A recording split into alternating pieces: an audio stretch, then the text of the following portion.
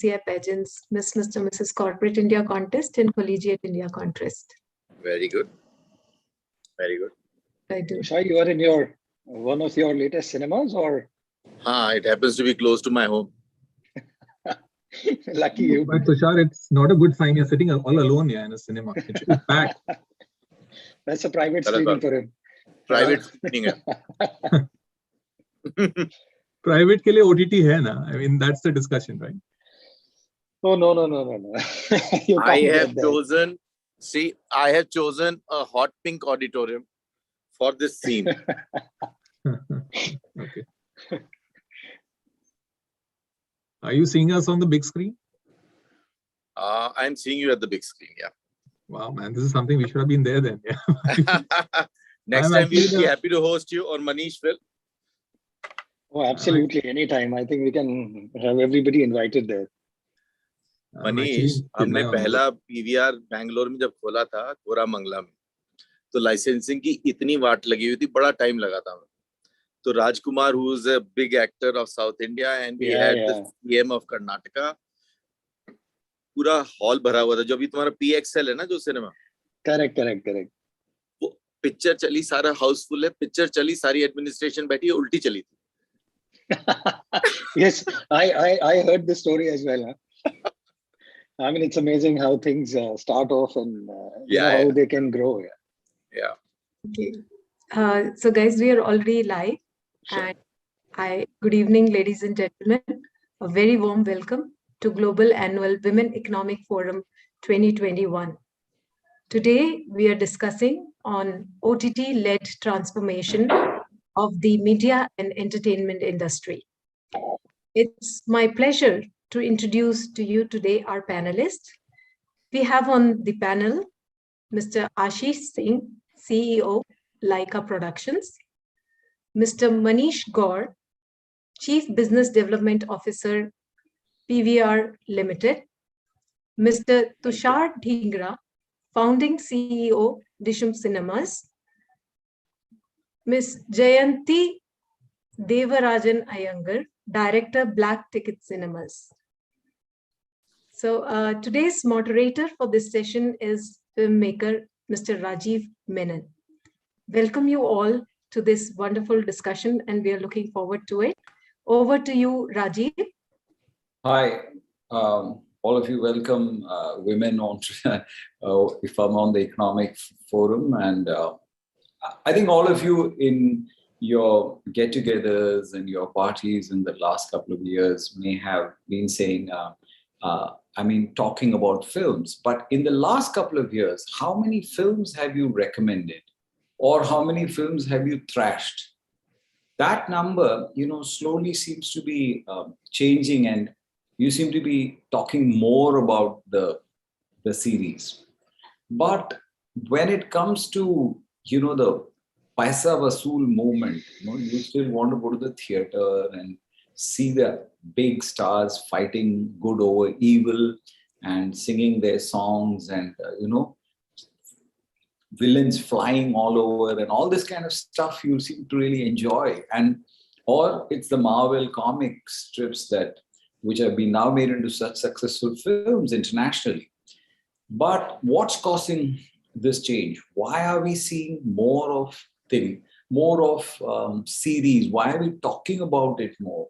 And we seem to be binge watching these series long before COVID came in. And one of the startling factors that we noticed is that people are seeing Korean films, Mexican series, and back home in India, you're seeing a lot more people,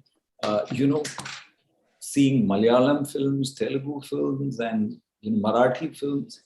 And it's just going across. You're not watching just English and Hindi, you're watching all kinds of films.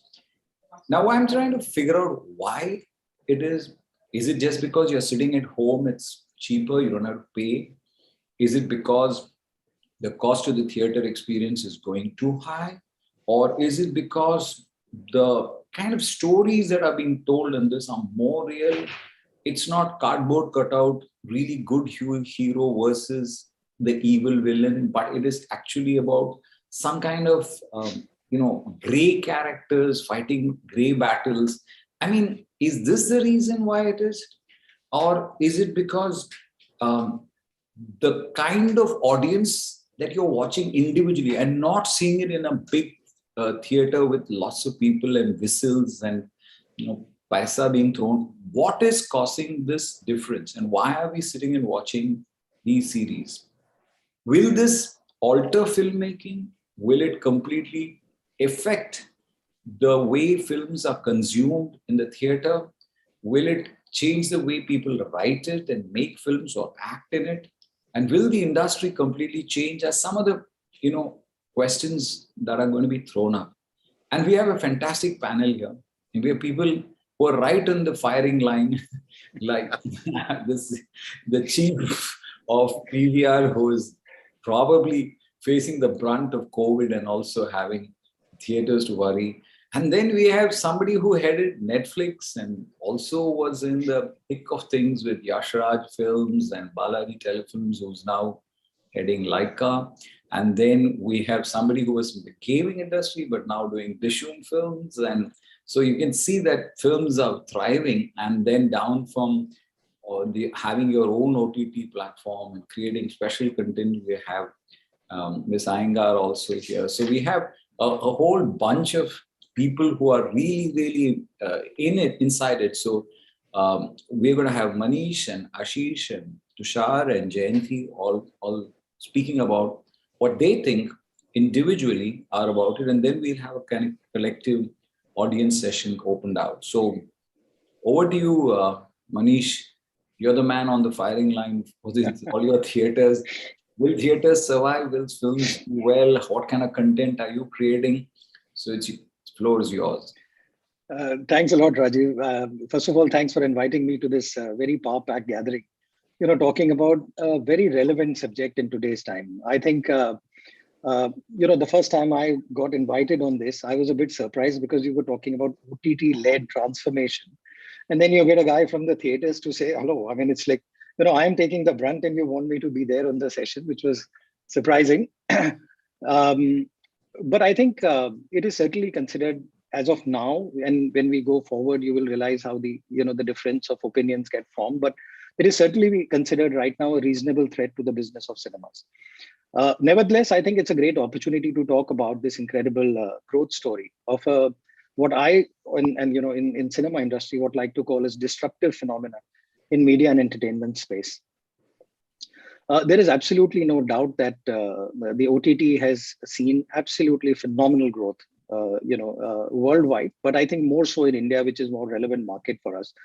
There are very rarely you find businesses which have grown at, upwards of 30% CAGR in last couple of years.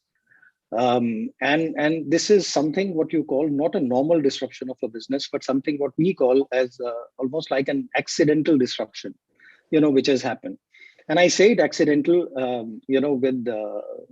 because the fact that it is not so much by design. The way we look at it is that it is not so much by design, but it's a perfect storm which got created over the last 2 years. And I can tell you some of the things which, we have seen and we have kind of analyzed. I mean, obviously, the first one was the whole thing was accelerated due to the pandemic forced lockdowns and restrictions which happened worldwide, and, more so in India in last, during the first lockdown and the second lockdown. Most of the offices are still closed, or if they're opening, they're partially opening 3 days a week, etc., etc. So it gives quite a lot of time for people. It gave no other choices for them to be able to use, and therefore it created one of the main reasons for the OTT growth which happened. I think it also got wings due to the launch of very fast and cheap internet services by the telecom providers in if you see last 3-4 years. I mean, just to see how this has been driven is Jio, for example, the telecom, it went from almost 194 million subscribers in 2016 to 680 million by 2021. Now, this is not something which would have happened in normal time. If the same event would have happened, let's say in 2010, 11 or something, I don't think it would have created the kind of, the wings which it gave to OTT business to grow. The third thing which is happening, and I think we'll attribute again a significant part, is there is an explosive growth of smart connected TVs, again, which is a very recent phenomenon. So again, if you look at just the sheer numbers of what we saw, the smart connected TVs have grown from 5 million, and they are projected to grow to 33 million in next 2 to 3 years. Now, these are obviously some of the obvious things which you say is providing quite a lot of impetus for the growth. This is also coupled by affordable subscriptions, which are introduced by the new entrants which are coming into OTT space, etc. And also, I think, and one of the data which I'll share later on is also because one of the largest markets for mobile devices in India, right? And therefore, everybody has a screen in their hand, which again kind of gives an opportunity for everybody to be able to log in at whatever time they want and kind of take it. So I think these 5 factors which we zeroed in as the key factors which have what has created this accidental disruption. That is the reason I called it. And if you see, without taking any credit from anybody, if you see the OTT and the statistics of the business, and I'm sure Ashish will have more updated and the right figures, but whatever we can gather from the reports, etc.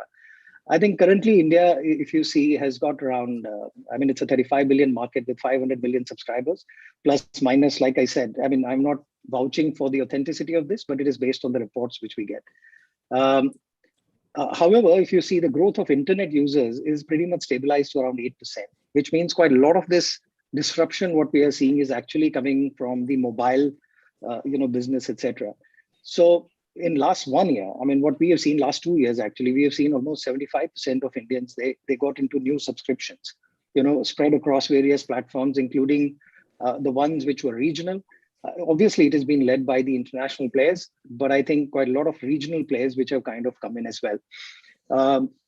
And if you see the growth which is projected, so India is actually poised to become, among the top 6 OTT markets by 24, if not ahead, if this kind of, the growth continues, because it is certainly phenomenal.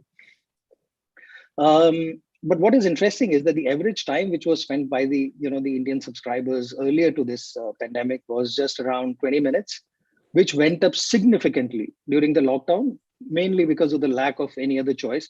And you were lapping virtually everything. You can't lock down a country for almost 4 months, and not expect them to do anything else but actually watch, the programs which they like and the movies which they like, and obviously the content which was flowing in from all over.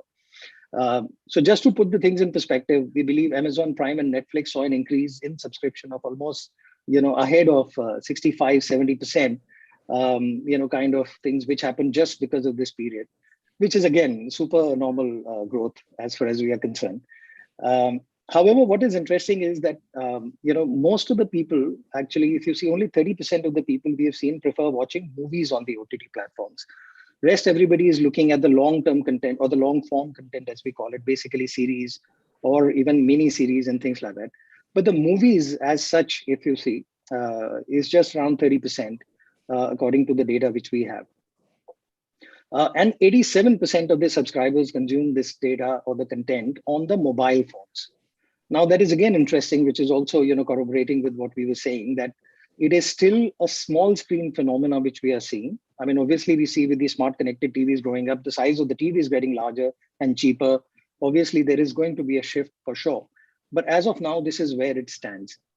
And if you really see whether it is the normal way of looking at it, and this will continue.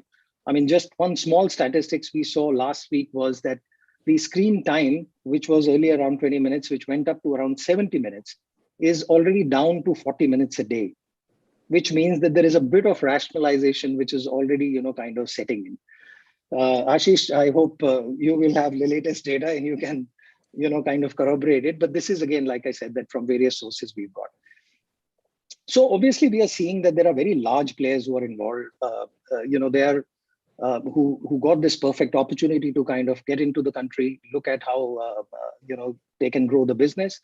But we also believe that even the largest players are already starting to see slowing down of the new subscriptions, which is again an indication of saying that, look, the Indian market, is kind of reaching a place where perhaps it is not going to continue the kind of fast growth which you saw. I mean, and one of the things which is also there is that I think it has grown mainly because it has also been quite unregulated and unrestricted. I mean, you can actually show whatever you want, and quite a lot of people are developing content which is, pretty massy, with absolutely no censorship, so to say, or regulation on what they are showing, which makes it interesting. However, we expect that this will get regulated in future.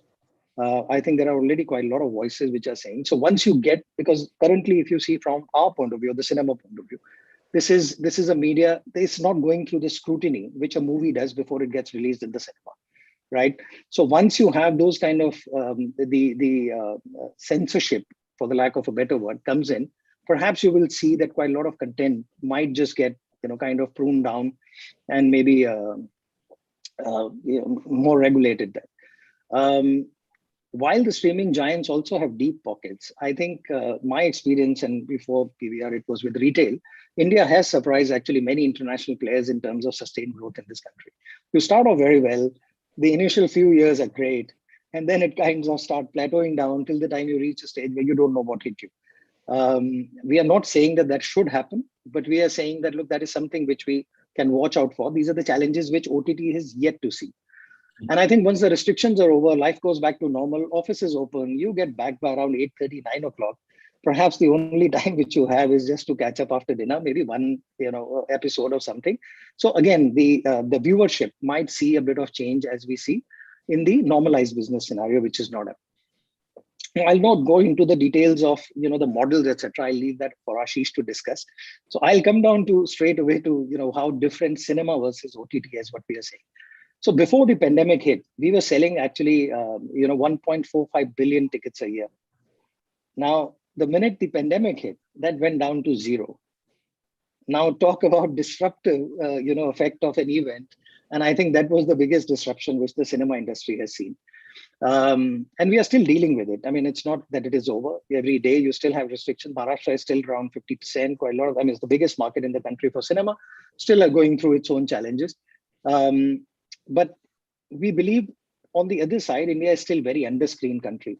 I mean, currently, if you see, we have just around 9,000 screens compared to 50,000 for US, with 1/3 the population, and around 75,000 for China. So there is still, we believe that there is a very long, journey which is still ahead for cinema business, which is to be there.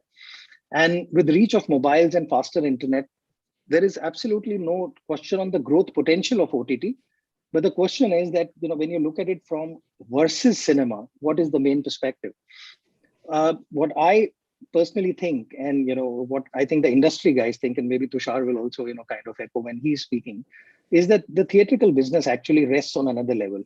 I mean, basically the theater business thrives on what we call the collective energy of audience. So when you are sitting and watching a movie in the theater, it is not only you who's watching a movie, it is actually the whole audience which is with you, who's sharing all the moments which are happening. And that is quite like a sporting event which is being streamed.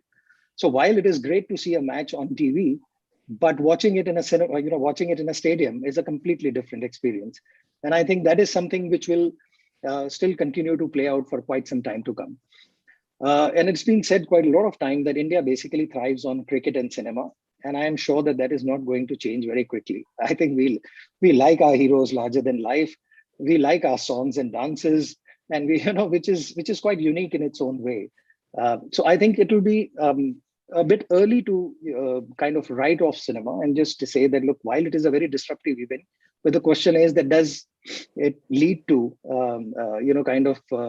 if you see really survival of one of the medium or the other. We like our family and friends outings, and there is a complete lack of public spaces. So wherever you want to go out as a group, you'll most probably end up going to a cinema and ending up in a mall than any other place, because just there are no choices available. It is also still the cheapest form of entertainment for people. There are not many places where you can spend 3 hours in an absolutely fantastic environment, completely get transported to another world, and yet it does not cost you an arm and a leg like it does for quite a lot of other places. So from our belief, we think that it will be an additional choice for customers. And the larger thing which will play out between the two, OTT and the cinema, will be the convenience versus experience. And it's a convenience of watching something whenever you want it, wherever you want it, versus the experience of actually going out and being part of an event which is quite entertaining, collective, and things like that. So I think the experience will become a differentiator as we go forward. We also believe that the content will also see a split. It is not only from the point of view of customer, but the content will see a split. You will have content which is driven by storytelling versus larger than life, big screen experience, and those two I think will kind of find their own way. I mean, it's like the water find its way. They will find the way. But at the end of the day, the success of the movies and the stars is still measured in the box office collections. So while Netflix can come out with so many movies and Prime can come out with so many movies, the content can be taken. The way it is that you still manage to see what is the collection from the box office, which decides the success. And I think that is not something which will change overnight. So in my view, when you look at everything, I think there is no case of a binary view. I think it's wrong to look at it in a way that whether one stands in front of the other. I think it is not cinema versus OTT, but it is cinema and OTT. And I think both will develop over a period of time. But at this point of time, one can safely say that the life is not going to be the same for all the players who are in this space currently. So I think it's going to be very interesting. And there is certainly a transformation which has happened. But let's see how the story unfolds. I think it's very interesting what you're talking about, Manish, because I mean, for somebody who's handling so many theaters, you are actually quite adept with the numbers of the opposition in that sense. But it is clear that in 1970s, when television came and they said that cinema is going to be dead, and then you needed Spielberg to come and rekindle large audiences back into the theater. And that was pretty much said this when Doordarshan came in and serials became popular. People said the same thing, but cinema always had a way of bouncing back. And so I'm sure that's the case. And because if that was not the case, I don't think Ashish would have left Netflix and joined. He would be sitting perfectly in things. So here we have somebody who has done the whole biz, started in Yash Raj, gone to Balaji, as well as headed Netflix. And he definitely believes that cinema has a future. Otherwise, he wouldn't be heading like us. So over to you, Ashish. Thanks, Rajiv. Thanks for having me here. And Manish, you really spoke very well about everything, and you are bang on about OTT and theaters coexisting. So I kind of totally agree with it. So let me discuss the OTT phenomenon first, based on what my understanding is and how it's going to change things. So let's see it first from a consumer's point of view. Let's see it from a creator's point of view, and then let's see it as a business. So clearly, from a consumer's point of view, what OTT has done is you can see content anytime, anywhere, in a medium that you prefer, right? So if I'm on a flight flying to Chennai, I can watch the latest episodes of Money Heist on my mobile phone. So that clearly cinema cannot give me. And that is, I think, the differentiator between OTT and cinema, big time. As a consumer, I can be sitting alone anywhere. I can be watching content, like Manish said, from Korea, from Japan, from Latin America. While I was at Netflix, I got to, obviously got a lot of insight about how Indian content also travels. So there's a animation show called Mighty Little Beam, which is animation show only pertaining to young kids between the age of 2 to 5 years old. And the beauty of that content is that it is silent. There's just sound. Mighty Little Beam is there, and he's like tumbling and all of that. This became a worldwide phenomenon. And in India, nobody's aware of it also. Because, I mean, for us, it was just Little Beam, and you've seen him on other platforms, other channels. But worldwide, in Latin America, everywhere it was being watched. So that is the big difference with OTT. It can actually take your content to 190 countries. You can subtitle your content. You can dub it. We are clearly seeing what is happening to Money Heist in India. We've seen what has happened to Squid Games in India. I mean, day before yesterday, I was walking down in my compound, and there were these kids, 7-year-olds, wearing those Squid Games masks, and they were playing the games. So that's the impact of content.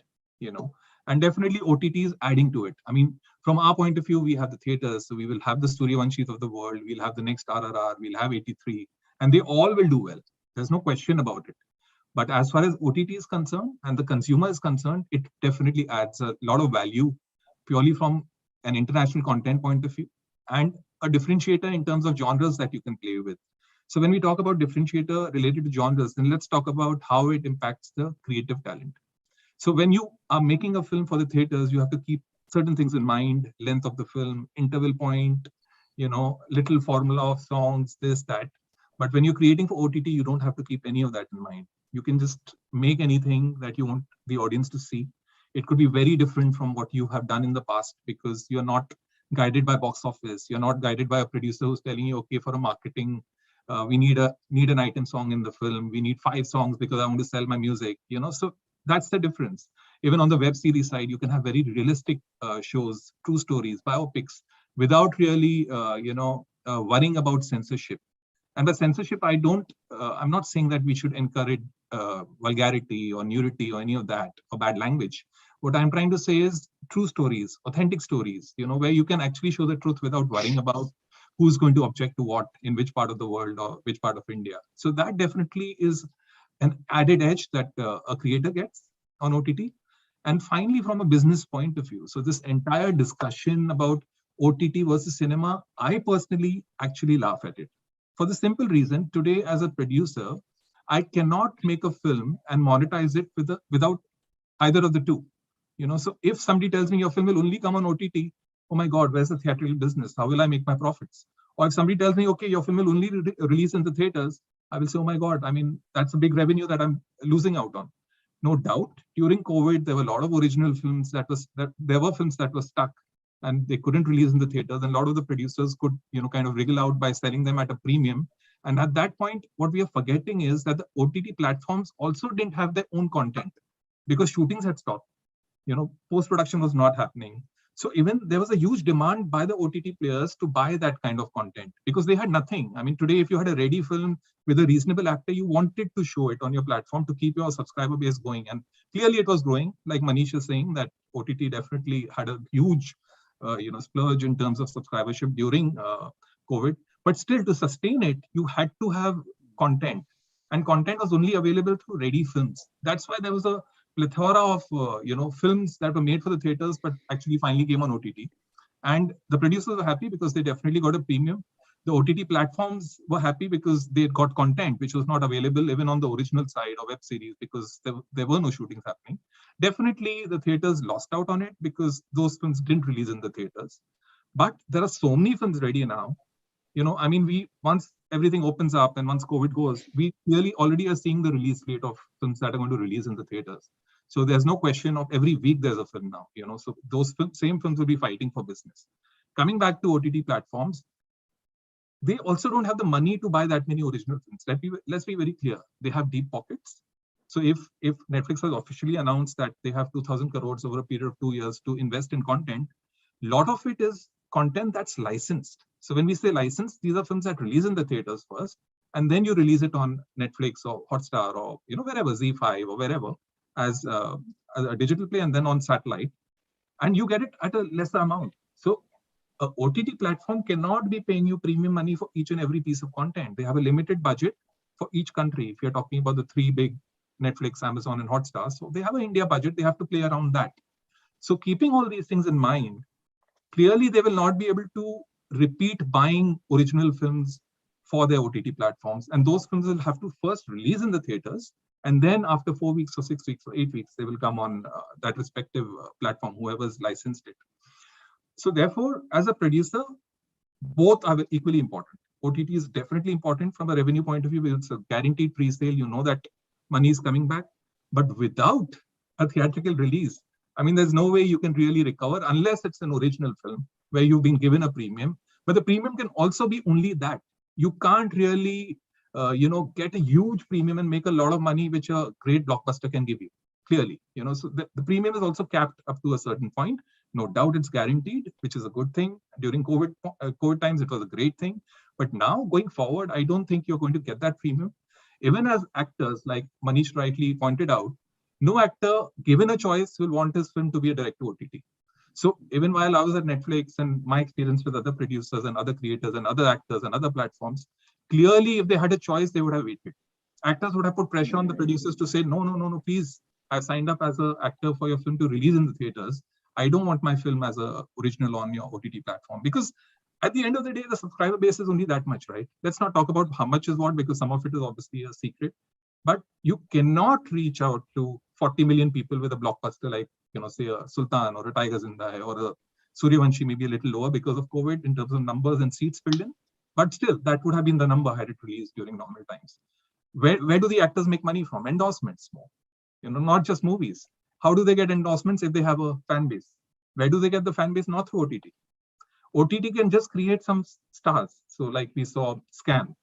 So you created a star there, out of nowhere. I mean, probably he wasn't, with all due respect, maybe he wasn't getting a role as a lead actor. He did this and he's a great actor, so now you have a star. But you can create small stars through OTT. But the big superstars are only created through theatrical releases. That is very clear. So keeping all this in mind, given a choice, a creator, an actor, a producer will definitely prefer a theatrical release. There's no question about it. As a consumer, I have a choice of watching certain content on OTT, certain in theaters. And again, like Mani said, I mean, I'm a guy who has a family of 2 kids. So for us, the best outing is to go and watch a film. Even now, we can afford to go anywhere, but still, we are all film buffs. We like to go and watch a movie. So we were the first to go and see Suryavanshi first day, first show. And I was so glad to see so many other kids in the theater. So there's no way theatrical business is going for a toss. Yes, OTT is very important. OTT is very important for a creator. OTT is very important for a consumer. But both theatrical business and OTT will survive. There's no question about that.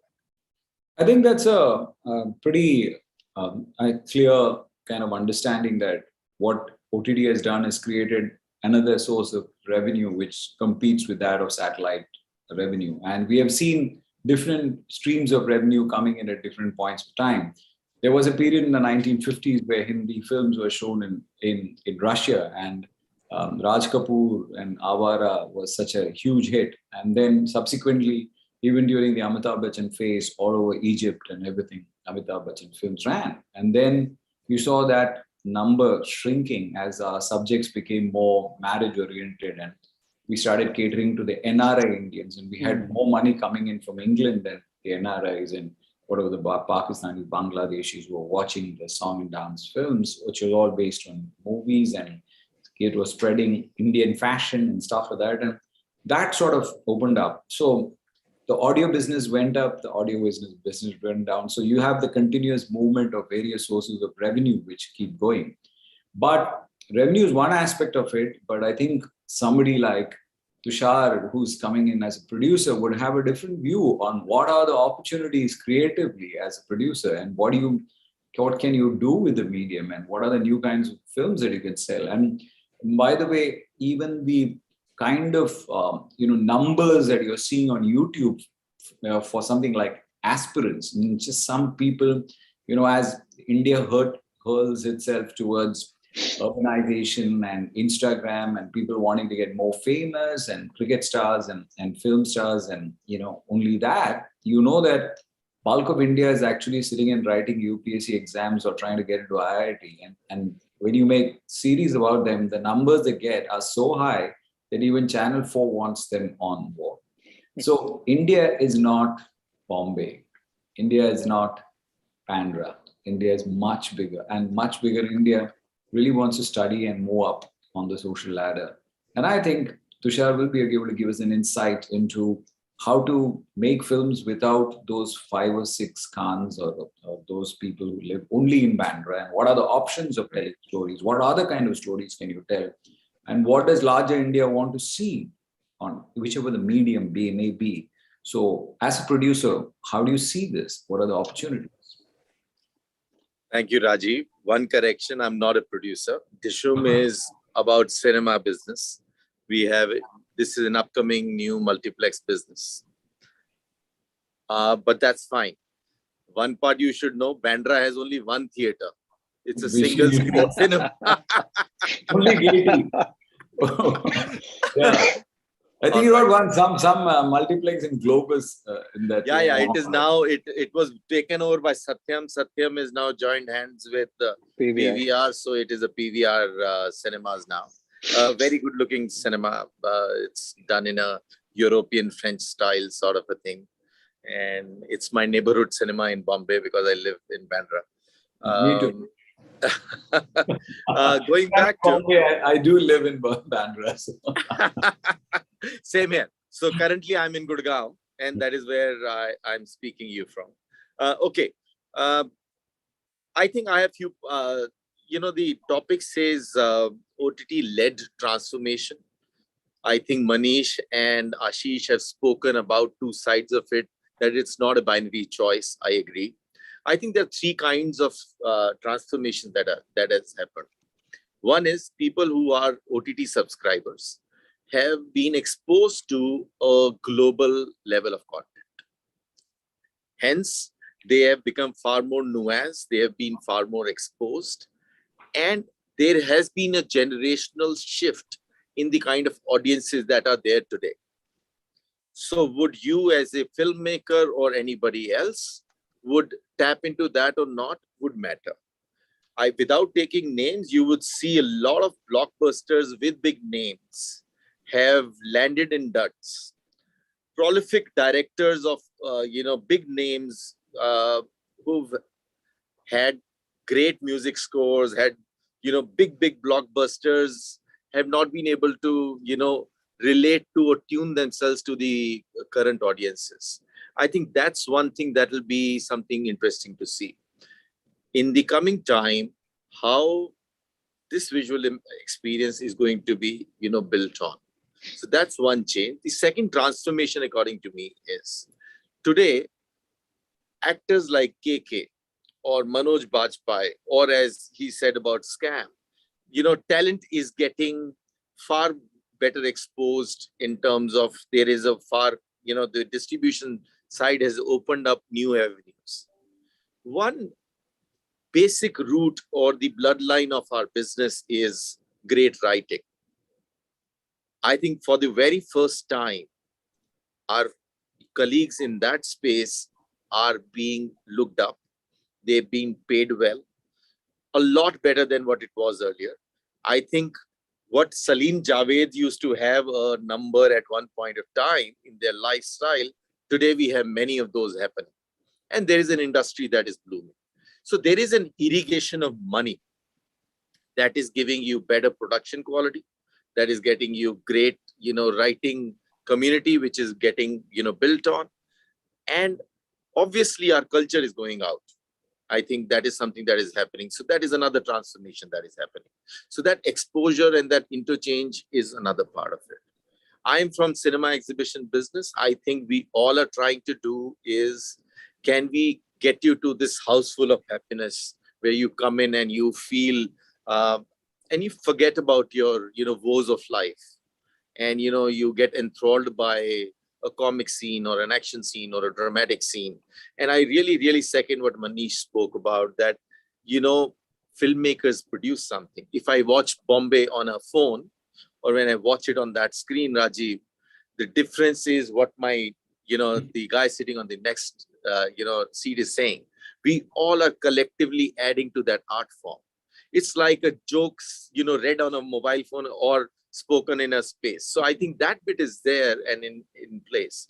So these are some transformations that are going to stay. One thing is very, very clear. If I give you a book, and if we are readers, we have bought many books and we have left them in between. A lot of time that happens. It has happened with our movies. It has happened with us on space, on OTT, stuff, etc. So that will stay. Being in OTT does not really mean that you are producing great content. If Ashish can tell you the numbers, the viewership will depend on the quality of delivery and nothing else. I can't pay you even to watch a movie. So that would remain to be true in my head very clearly. And I think it is an additional revenue stream. As you said earlier, overseas rights came in, then music rights went up, then broadband rights came up. It's just about another stream getting added. It doesn't appear to be binary because of the social reasons and the space that we are at. We're going to feed each other for sure. And we're going to build from there. One point I want to say, any OTT-led release that happened even at COVID time would have miserably failed theatrically. Tell me one which would have been succeeded. And I'm not saying it because I'm prejudiced, but we producers are very shana. We know our product, we know what to do with it and how to go about doing it. So that's where it is, I guess. And I think last bit is we all have started valuing our time a lot more. And in every sense of it. Today, the lives we all lead are, bombarded by a variety of things, messaging, phone calls, whatever. One great thing about coming to a cinema hall is you get a digital detox. You get a vacation. You get that vacation of sitting here and enjoying it. It's like dressing up for a date, right? So I like that. I do watch a lot of OTT, but I would do the, I would go with those HBO specials 10 years back too. Yeah. And I'm sure, Rajiv, you would have watched Korean movies when VCDs were there too. So there are seekers that are there.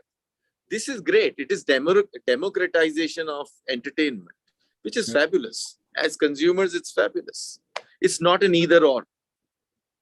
Yeah, I think that's absolutely true. And what you're talking about, because, I mean, the aura of the movies is something else, because, as the music industry struggles with trying to make money, there's no CDs to sell. Their situation is far more acute, and it's only YouTube views. But majority of the, singing stars are really making money from gigs, which are going live. So live music is still so important. And if people can just listen to the headphone, then why do they go for a live gig? Because we are by nature tribal. We like to gather. Why do people go to the Kumbh Mela? Why do people go to places, God is the same. You can say the same for God. You can go to Tirupati for a certain reason. People go together and they feel better. I'm sure we do that. And as you said, the theaters are so important, and the sense of dressing up for the occasion. And what better person can we get with a company name called Black Ticket Cinema? Because, the importance of a hit is always said, black mein 1,000 rupees mein kya sir? Black 700 gaya. So black ticket was the indicator of how big the hit is. It was not about how many tickets were sold, because nobody knew. There was no transparency. PVR is bringing some transparency. We still don't have transparency in Tamil Nadu. We don't know how many tickets were sold. So the only indication is how much black was sold. So on that idea of how much black is there right now, they are also, the company is founded by Prabhu, and you are having all you guys into trying to making your own OTT regional stuff. And with Black Tickets, may happen, may not happen, as more number of theaters are there. So I try to see how a young woman who's heading something like this would look at it. So Jayanti, you tell us what you are seeing this from Black Tickets point of view. Rajiv, I'm actually the odd woman out here, and I'm on the other side of the table. So I hope end of the session, all men are not going to hit me. No, please don't. I feel I'm already on a thrashing, receiving the thrashing from all of them. So, but the entire audience is largely women. So 50% of India is women. So that gives me the comfort, actually. Interestingly, you started with Black Ticket Cinemas. So the reason why we named it as Black Ticket Cinemas is we never wanted to have a black area in that. We always wanted to be either, we want to clear the gray area and the black area in that.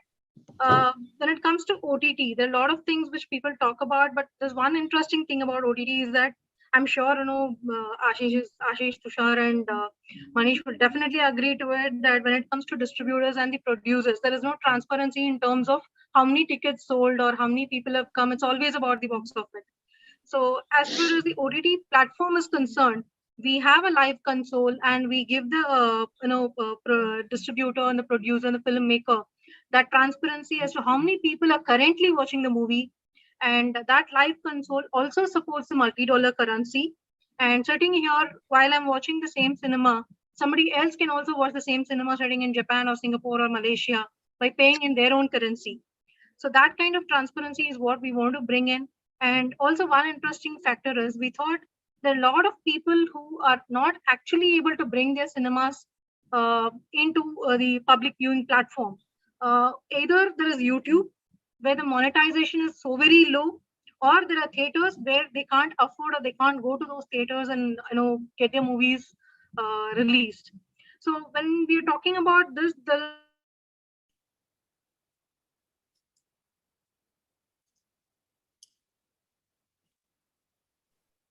I think it's a Wi-Fi issue. Is Jayanti going to? She's frozen in time. What I have heard from people and what I read at places is YouTube is the biggest multiplex of India. Absolutely. Absolutely. And it has endless aisles. Yeah. And what you could do there and what you can do, and the education and aspirational India, it's really a boon. Yeah. I mean, the kind of number of people who are watching the series are incredible. And, I can just add to this point about YouTube. I mean, even at Netflix, when we used to do a research as to what people are watching, at home, YouTube is one of the biggest competition for OTT.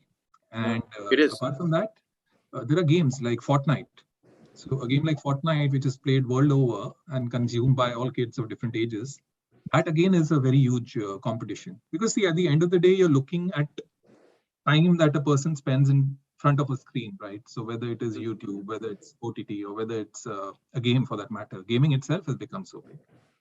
No, so Jayanti, we momentarily lost you.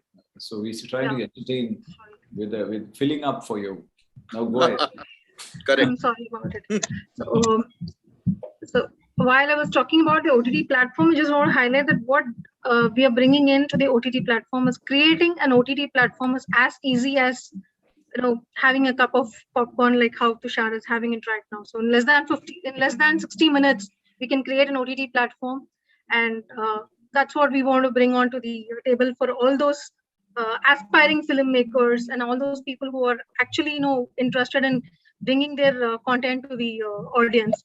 So when it comes to OTT, it's always about what I feel, in my personal opinion, it's the content which is given to me in an engaging manner, which is very, very earthy, realistic, and gripping. So that's what I like about the OTT space, and it is one platform which has given a lot of identity for the upcoming writers, producers, and filmmakers, and they've got the opportunity to experiment with the storytelling and explore the full potential of a script, giving the audience a plethora of content that could never see the light of day on the big screen. So today, the OTT space is full of content that is varied and multilingual, giving the audience a chance to experience stories like never before. So when it comes to, yes, of course, pandemic has definitely paved way for all this. But I would not say it is only the pandemic which has paved way for it, because from a $21 billion US dollar industry to a $120 billion US dollars, this industry has definitely been growing in a speed in which even a deep-pocketed e-commerce platform cannot grow. Even it took more time for Amazon to grow to that space. So it is because of the accessibility. Another reason I would rather put it on the theaters is because if I have to take Bollywood as an industry, there are about 750 to 800 theaters across Tamil Nadu as a state. And if we have to take the number of movies that's getting produced in a year, it's about 200 to 250 movies probably in a year. And in that, probably only 30 or 40% of it gets the theater releases. So rest of the movies either get outdated, and the producer is suffering because he doesn't get the theater releases that happens on a timely basis. And so those kind of movies, wherein the leftover movies, which is either not with high-end budgets or not made by a renowned writer or a director or filmmaker, or maybe not having the top-notch actors, those movies are actually getting lost in this. So those movies actually get a right platform through OTT. So they are also able to monetize. They're also able to get their identity, and they're also getting their own set of recognition in the media and entertainment industry. So I feel OTT is definitely playing a major and important role in terms of identifying, handpicking, and bringing them to the light. Those talents are definitely brought into light because of the OTT platforms. And OTT is also evolving with it initially started as a subscription-based video on demand, and in order to absorb the cost, it came up with the advertisement-based video on demand, and now it is hovering towards pay-per-view and transaction video on demand. So it is definitely changing by time. And if I have to look at OTT from 2 years, 3 years down the line, so I would rather say that the space like metaverse is definitely in cards for the OTT platforms, where I know the OTT all of us, probably even the OTT players like all stalwarts like Netflix and Amazons of the world, will probably somewhere have to integrate themselves in the with the virtual theaters in the metaverse, where the next generation is expected to spend a lot of time.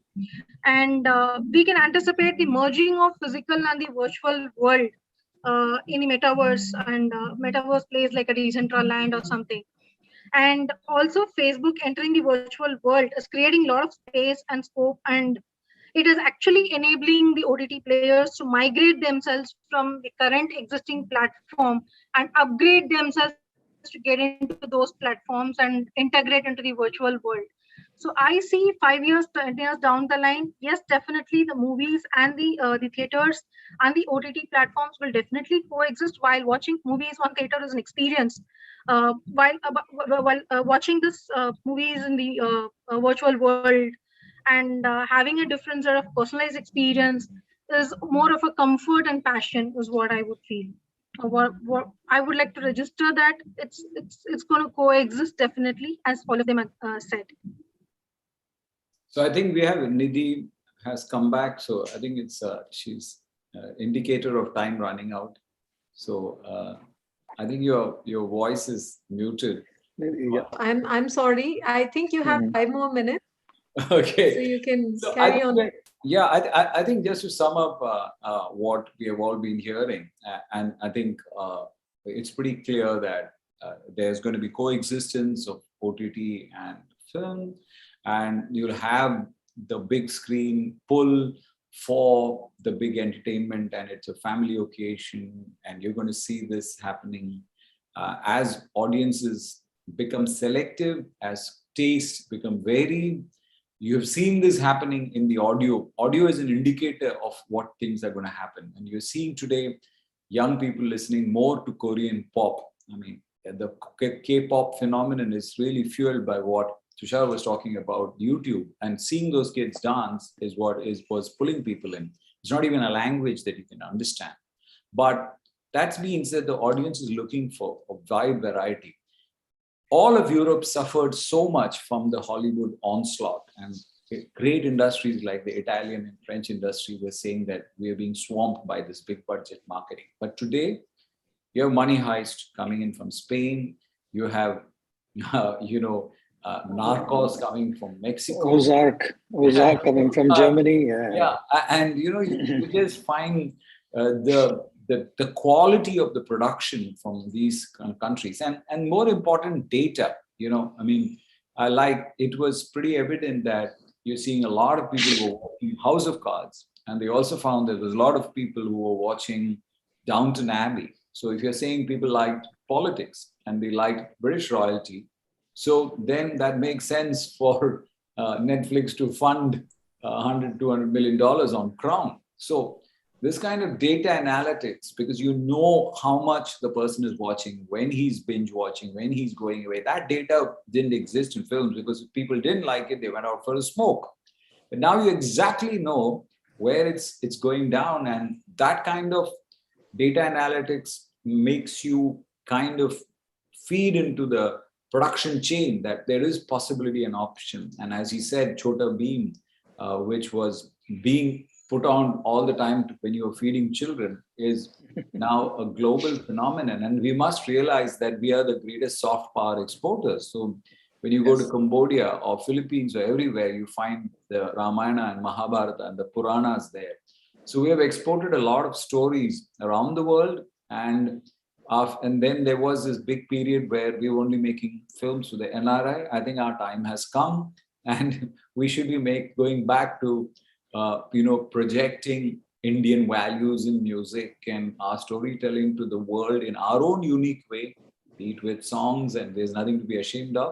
Because I think we are the only country which said we never worried about Hollywood coming and taking over the Indian film industry, the Bollywood and Mollywood or Collywood, all of it survived pretty well. And that's because our filmmaking is so unique and our theater going experience is so unique.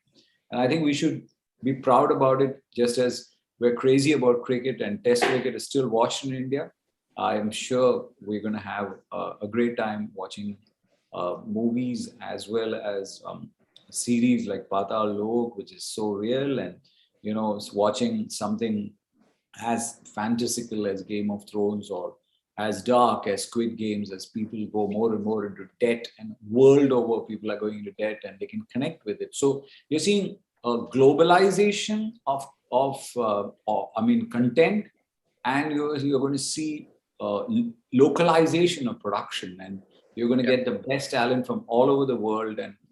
And just one little note, I run a film school, and I had people, coming in from various parts, and I interview them on the net, and I'm trying to ask somebody from Sirkakulam, what is the film that he really liked and why is he joining the film industry? So I expected him to say Bahubali. And somebody said, actually, I saw Kumbalangi Nights and I want to become a filmmaker. There's no way in Sirkakulam a Malayalam film can release and somebody can see it, There'll probably be 20 people in the theater. And that means that you're getting an audience all over the world, to watch your content. And that opportunity is something phenomenal. And I guess we're now open for questions if there's any time. There are no questions on the chat. Okay. Yeah. So we are being Very delicious. popular folks. Yeah, we are being deliciously boring or incredibly lucid. We can assume either one of the two. That there is absolutely bewitching. Our talk was so fantastic that everybody has had enough of it and they're going and eating their, they found their dinner more interesting than worrying about the metaphysics of what will happen to OTT or what will happen to filmmaking. But in the end of the game, it's storytelling. So Shakespeare only wrote, plays. He didn't write novels because there was no printing press. And therefore, Gutenberg's printing press was really paved the way for the novel. And industrialization paved the way for things like Great Expectations and novels to come up. And so also net, smartphones and smart TVs and mobility are really paving the way as we consume stories, and we will continue to cry and feel strongly about some characters. We'll continue to root for the underdog, and we will continue to see the other side of the dark side of the villain and try to understand why it goes this way. And we have a great tradition. Rajiv, sorry to interrupt. It's time for me to announce the awards and take the session over. Okay. Because we have only a couple of minutes left. Yeah. So it's wonderful to have you all with us today. And it has been a very insightful discussion where at least I have discovered that the boundaries are becoming very, very thin, how things are merging, and especially Korean serials as well, which are becoming super popular with the kids in the next generation to, different, and how digital, development in the digital world has changed pretty much all the marketplaces, from finance to theaters, movie making to cinemas. Everything has changed. I think we need to look more in depth as to how to find new ways to adapt to the new lifestyles in the changing world which is there today. So thank you so much, all of you. And so it's now time to announce the AWEF Awards. Women Economic Forum confers upon Mr. Ashish Singh the Exceptional Leader of Excellence Award. Congratulations, sir. We honor Mr. Manish Gaur with Exceptional Leader of Excellence Award. Congratulations, sir. Thank you. We confer upon Exceptional Leader of Excellence Award to Mr. Tushar Dingra. And Women Economic Forum honors Jayanti Devarajan Iyengar with the Exceptional Leader of Excellence Award. And again, we present the Exceptional Leader of Excellence Award to Mr. Rajiv Menon. Rajiv. So congratulations, all of you. big applause. So thank you so much. The awards will reach to you digitally via email on over a fortnight. That's how it'll be. And thank you very much for hosting us, Nidhi. What? Thank you very much for hosting us. Rajiv, was great to put, all thoughts together and summarize it. I think it's a great chat to be, with understanding the entire dynamics of the way the OTT is playing out. So actually, I was happy listening to the full session, the way it was going, all of your views. So it was quite insightful, actually. So it was fun also to listen to the other side. Yes. Thank you so much. Yes, thank you. Thank you. Thank you so very much, all Thank of you. you. Have a good night. Have a good night. everyone. Thank you. Thank you.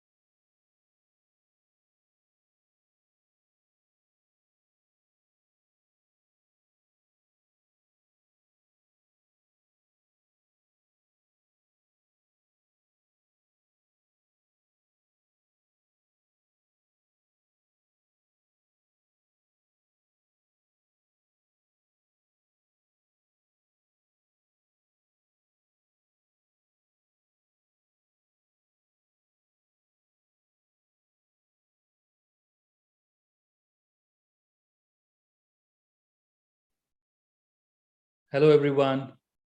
Is someone with me?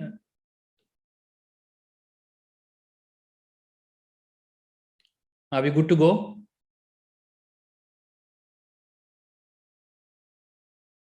Okay. So share screen. Let me share the desktop.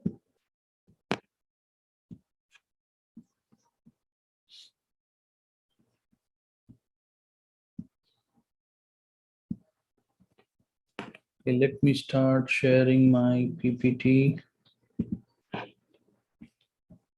I hope everyone is able to see the PPT. Is it visible? Okay. So, well, another webinar, and we've been fed up last 2 years with so many webinars, and I find it actually boring, to be frank with you all. So I would try to keep it short, and I would try to keep it as lively as possible. I would like to speak less and make the session more interactive. So coming to the topic, mind over matter and regression. So basically, what is regression? Regression basically is to move back in time. And when we find out a memory that's traumatizing us or haunting us or creating a disease in the present, we try to resolve it. Now, how do we access subconscious mind? So hypnosis is a common method that's used to access the subconscious mind. Well, I like this picture of Mowgli, trust in me, the car saying. And the method I practice is a transpersonal approach wherein we create the trance out of the problem itself. It basically doesn't involve long relaxation or 30 minutes of, an audio playing in the background. No. We take the issue, we dig up the issue, we create a proper postulate or a statement that's bothering the client, and then quickly move to the subconscious state to find out what's happening. So now, next question is, does it really work? So normally it's thought that, if somebody is hypnotizing you, he will take control over you, he will not bring you back, and then you're completely enslaved. No, this is a big myth. The client is in complete charge, whatever is happening during the session, right? But if the client goes into a very deep state, then the client himself or herself may not remember the events that happened. So next question is, okay, you take me down there, will I come back? So who would want to be stuck in a dream for 10 years? Someone said, depends on the dream. So in my experience for the last 10 years, I have no clients who were stuck in that state. So this is, again, I have not seen it in practice, nor have I heard in the past. But having said that, suppose we move back into the subconscious state and we access a memory from the past life, and we just see a part of the past life, and we don't finish the whole story, and we come out immediately. Then I would say that the client may get stuck with that memory, right? That I would call it getting stuck with the memory because it's not resolved. It's like I open abdomen to do a surgery, right? I find, no, I can't handle it. I close it. But that's wound, that's not addressed. So that is what is important to be addressed. Now, having said all this, is it worth it? So the whole purpose of my writing the book, Metaphors of Memory, is to basically bring evidence-based approach, connecting science with regression, the medical science with regression, to understand how emotions manifest diseases in the cells, right? How your thought process governs the whole matter getting affected, the disease manifesting in the physical body. And it was for my medical fraternity to be aware that this modality exists, that this can be used as an accessory tool, especially in chronic diseases. And in acute diseases, there's nothing like allopathy. Nobody can replace allopathy in acute situations where there's emergencies and ICUs. But coming to chronic conditions, yes, we actually raise hands. We keep giving our clients, our patients, chronic drug therapy, no response, just suppressing the symptoms. So that's where the role of regression comes into play. So if you actually read about subconscious mind, 95% of my behavior and action today are determined by the subconscious mind. So that's why, no wonder I can't seem to get stuff done or reach my destination because too far. So to actually answer your question, is it worth it? I would suggest read the book. A lot of answers will come. And if you want to experience regression, I would suggest do it for a serious purpose. Like, something is bothering you emotionally, physically, mentally, or spiritually. Then yes, but not for fun, because regression is a serious life-changing process. So what do studies have to say so far? So if you look at this joke, I always make a quote, absence of evidence doesn't mean evidence of absence. So all the clients I've treated through regression, quoting down their experiences, following the clients.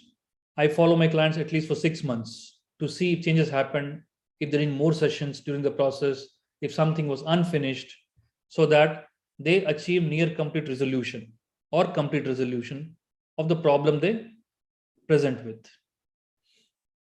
So now regression is something which is completely subjective, and every individual is unique in his or her own experience. There is no second piece like you in this world, right? But when we do studies, we try to basically form cohorts who are actually having something physical that can be objectively defined. And that's how studies have been designed, to see objective results, whether they can be repetitive. When it comes to regression, that's a big challenge, because what kind of past you lived is again unique. The patterns may be similar, but as I said, every individual is a unique being. So there are a lot of limitations to study. And another example I always tell people, just because the science today doesn't have tools to prove the existence of these, doesn't mean doesn't exist.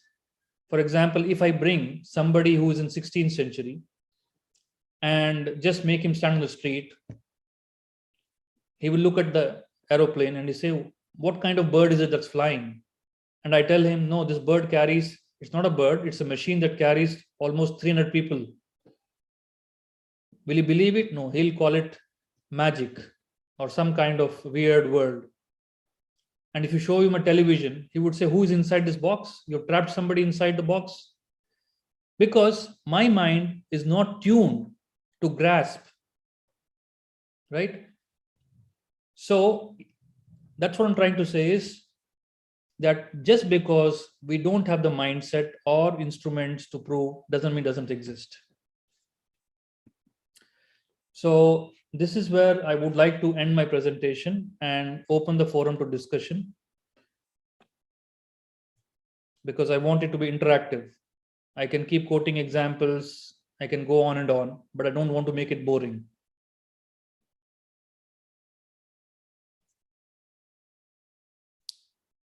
Is anyone there?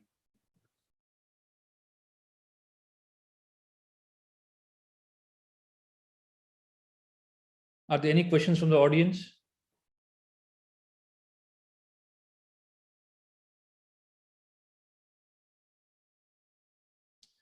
Another question people ask is that if people come from different faiths who don't believe in past life, would you still do regression?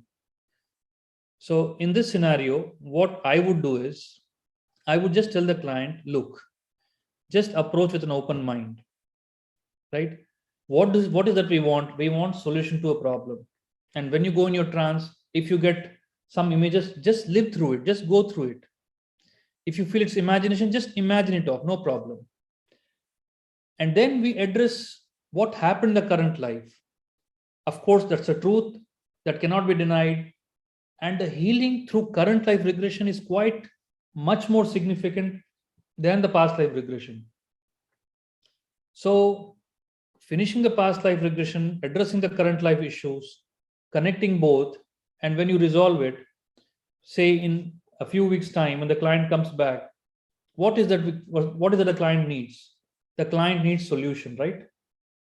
So if you're feeling better, if your problem is resolved, fantastic. At that juncture, if you want to trust the process of regression or a past life, that's your call. If you don't want to trust, again, that's your call, because we have achieved the results. We found the solution. So why break your head against the wall saying no? Why going into a conflict? So great. I think I have just 2 more minutes. If there are any questions I would like to answer.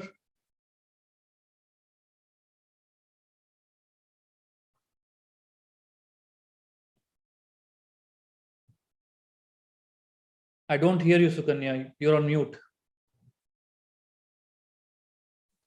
Can you hear me now? Yeah, I can hear you now. Sorry about that. I couldn't log in before. So it was a topic of my area of interest, past life regression. And I would like to know more. Maybe I'll watch the recording now. Yeah, so you can read the book, Metaphors of Memory. It's available on Amazon. Okay. So that's the book I'd written to bring out, how deeper a disease, at what depth a disease can be dealt with through regression, and the potential for cure. Okay. Thank you so much. Thank you, madam. Take care. All the best. Good night, all of you. World Economic Forum would like to thank you for giving your time to us, and would like to award you with Leadership of Excellence Award, which is an e-award, which will be sent to you online and would reach you within a fortnight. Thank you so much. Thank you. Good night. Thank you, madam. Good night, all. Your opinions and everything. Once you start saying, I think we won't need. Hi, everybody. Hi. Shefali, can I suggest that if you move your screen a little and get that light behind you out of the way, it kind of shines bright behind you too much. Yeah. Cover the light or move a little. I can switch off a light. Yeah, the one behind you. Yes. Are we ready?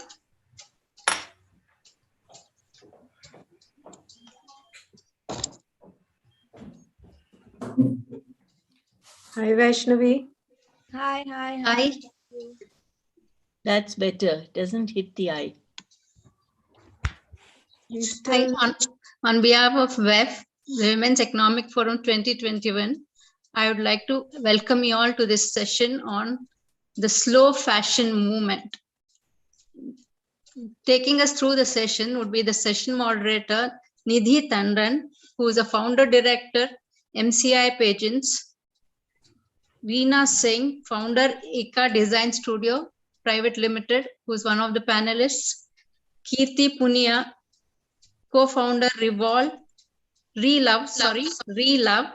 Vaishnavi Bala, founder and CEO of Balav Official, Shefali Vasudev, editor-in-chief, The Voice of Fashion, Vanita Rutunga, interior designer and volunteer with Creative Dignity Movement, and Jaya Jaitley, Indian Handicrafts curator. So I am waiting eagerly to listen to you all. So shall we start the session? I hand over to Nidhi.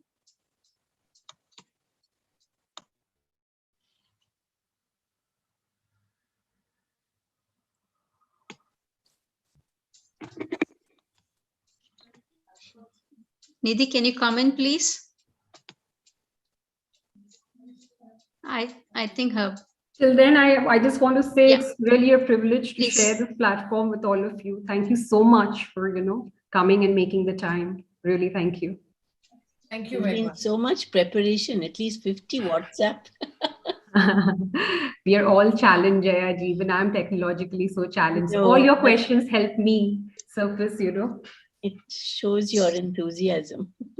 So while Nidhi gets back to us, I would ask Jaya Jaitley to share her thoughts on this. Oh, on the whole conference? Yeah. On our session. On the session, please. Okay. Well, I think it's fascinating for me personally because the field I work in, which is with craftspeople, everything they do is very beautifully meditative and slow. Their production is such. They dedicate their work to a sacred being and they love everything they do. They have to be very careful that the materials they use are right. And for instance, in textile, if they're dyeing, the intensity of the sun has to be right. So many things have to be perfectly aligned that need centuries of wisdom accumulated in them.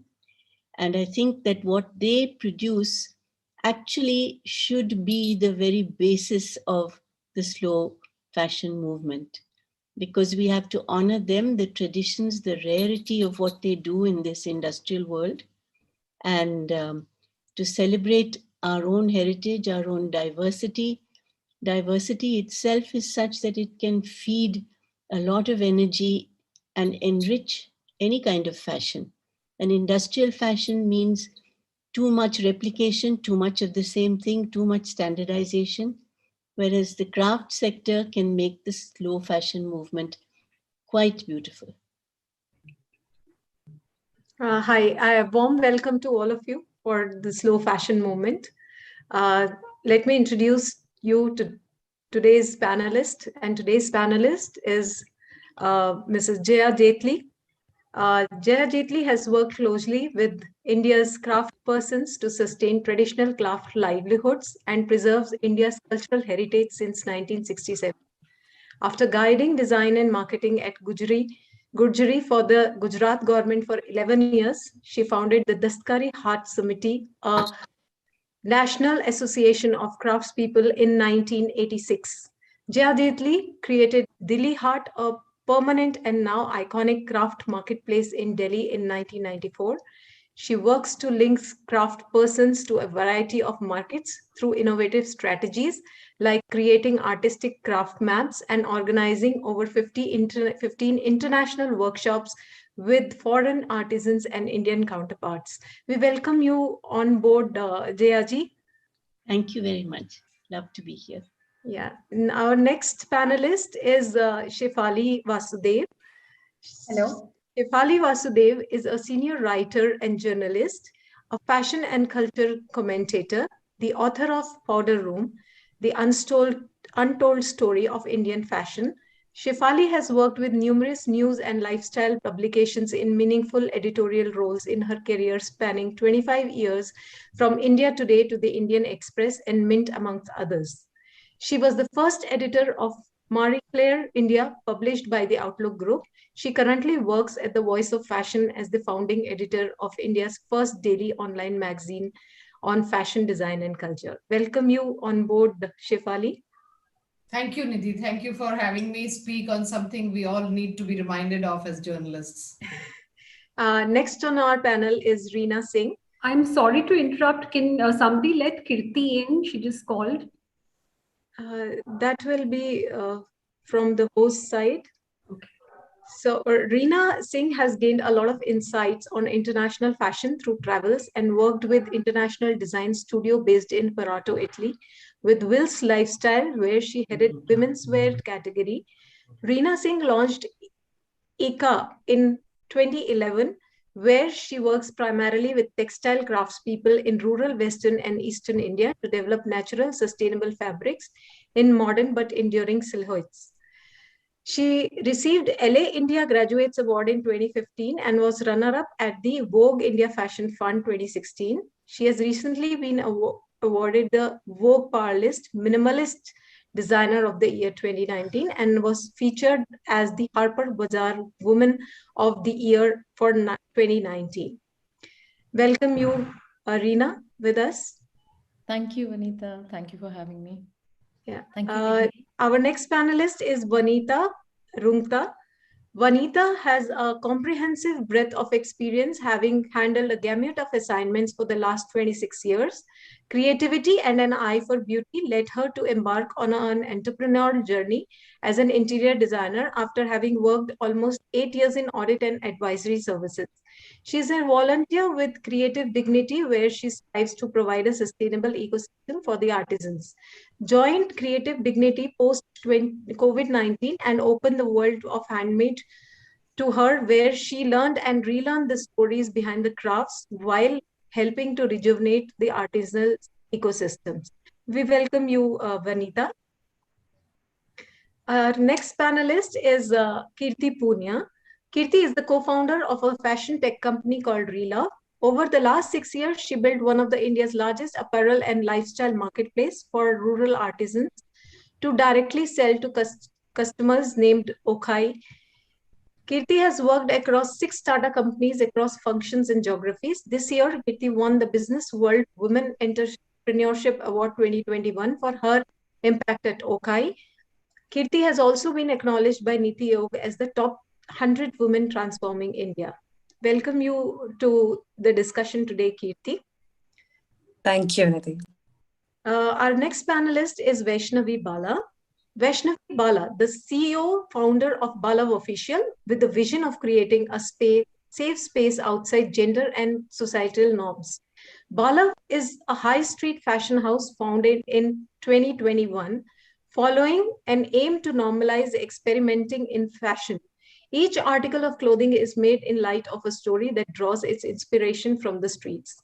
Vaishnavi was chosen by Vogue 2019 show from across the world, youngest Indian to be selected, and she works with underprivileged children in Mumbai. We welcome you, Vaishnavi, for the discussion today.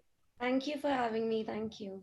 And I'm your host, Nidhi Tandon, MD, MCI Pageants, Miss, Mr., Mrs. Corporate India Contest and Collegiate India Contest. So with this, we open the discussion on slow fashion.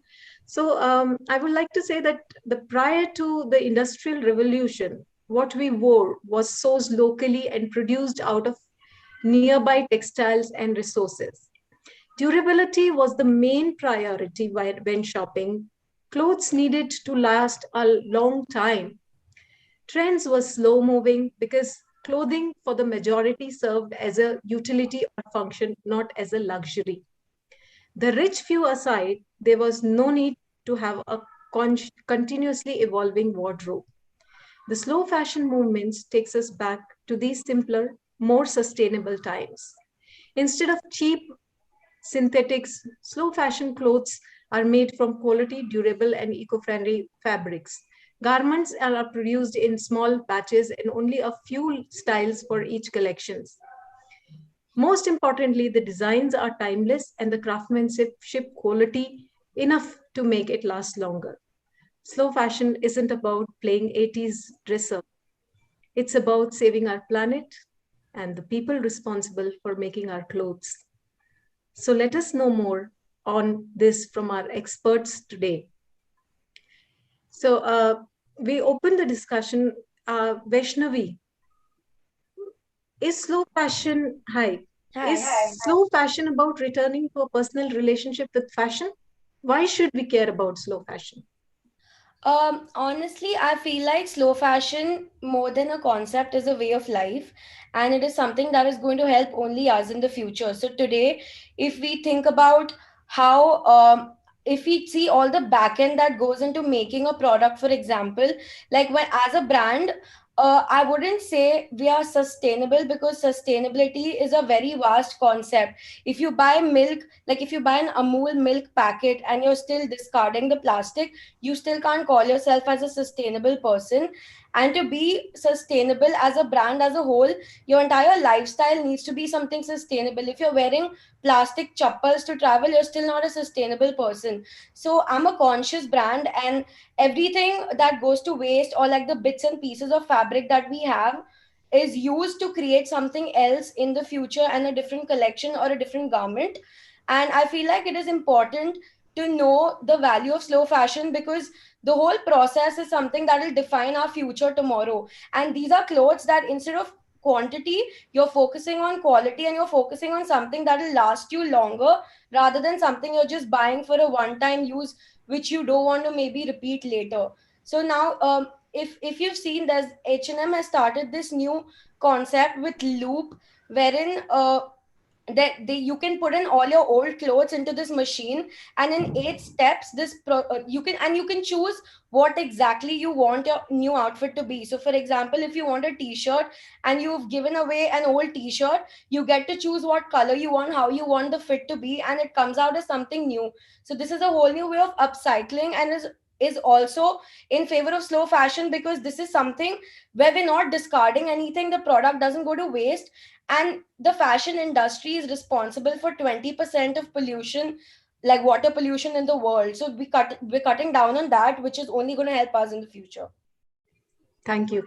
Jayaji, how does cultural diversity and identity impact slow fashion? Well, I can give you a wonderful example because I was writing on Asian textiles a short while ago. And just take the drape, which is very much a part of every culture, especially Asian and primarily Indian. Whether it's a lungi or a sarong or a veil or a dupatta or a sari, everything is a drape of fabric. It's not stitched. So the weaver can vary the drapes on the loom, or the printer can do any length of cloth, and we can use it as women or men, even for turbans, kamarband, and it kind of shows an identity out of one piece of cloth depending on how you drape it. And you have the coverings that the Muslim women wear. That is part of their fashion. It is required of them, but it's their fashion, and they sometimes decorate it. You have scarves, you have dupattas, you have odhanis, and these have the most variety and lovely, rich cloth. All these we can wear in any way we want. There are so many ways of draping a sari. So it's actually very interesting that something which is as slow in its concept that it never changes, that drape, the length of the drape may, but you have just a strip of cloth, which from time immemorial has been the way that cloth was produced, that till today makes a fashion statement with anything you're wearing. So I'm just showing you there that every country of South Asia, even the West, they wear scarves, they wear mufflers, and they can wrap it around their head. This is variety. This is fashion. You can change that drape that you're wearing every single day. You don't get tired of it because there can be so much variety in a normal strip of cloth that is not stitched. Nobody has to design it for you. You do it yourself. So that individuality, the cultural heritage of how you wear it, and your choice of how to drape it, give, I think, people a sense of freedom they would never have with a silhouette decided by someone else. Very well said, Jaji. I quite agree.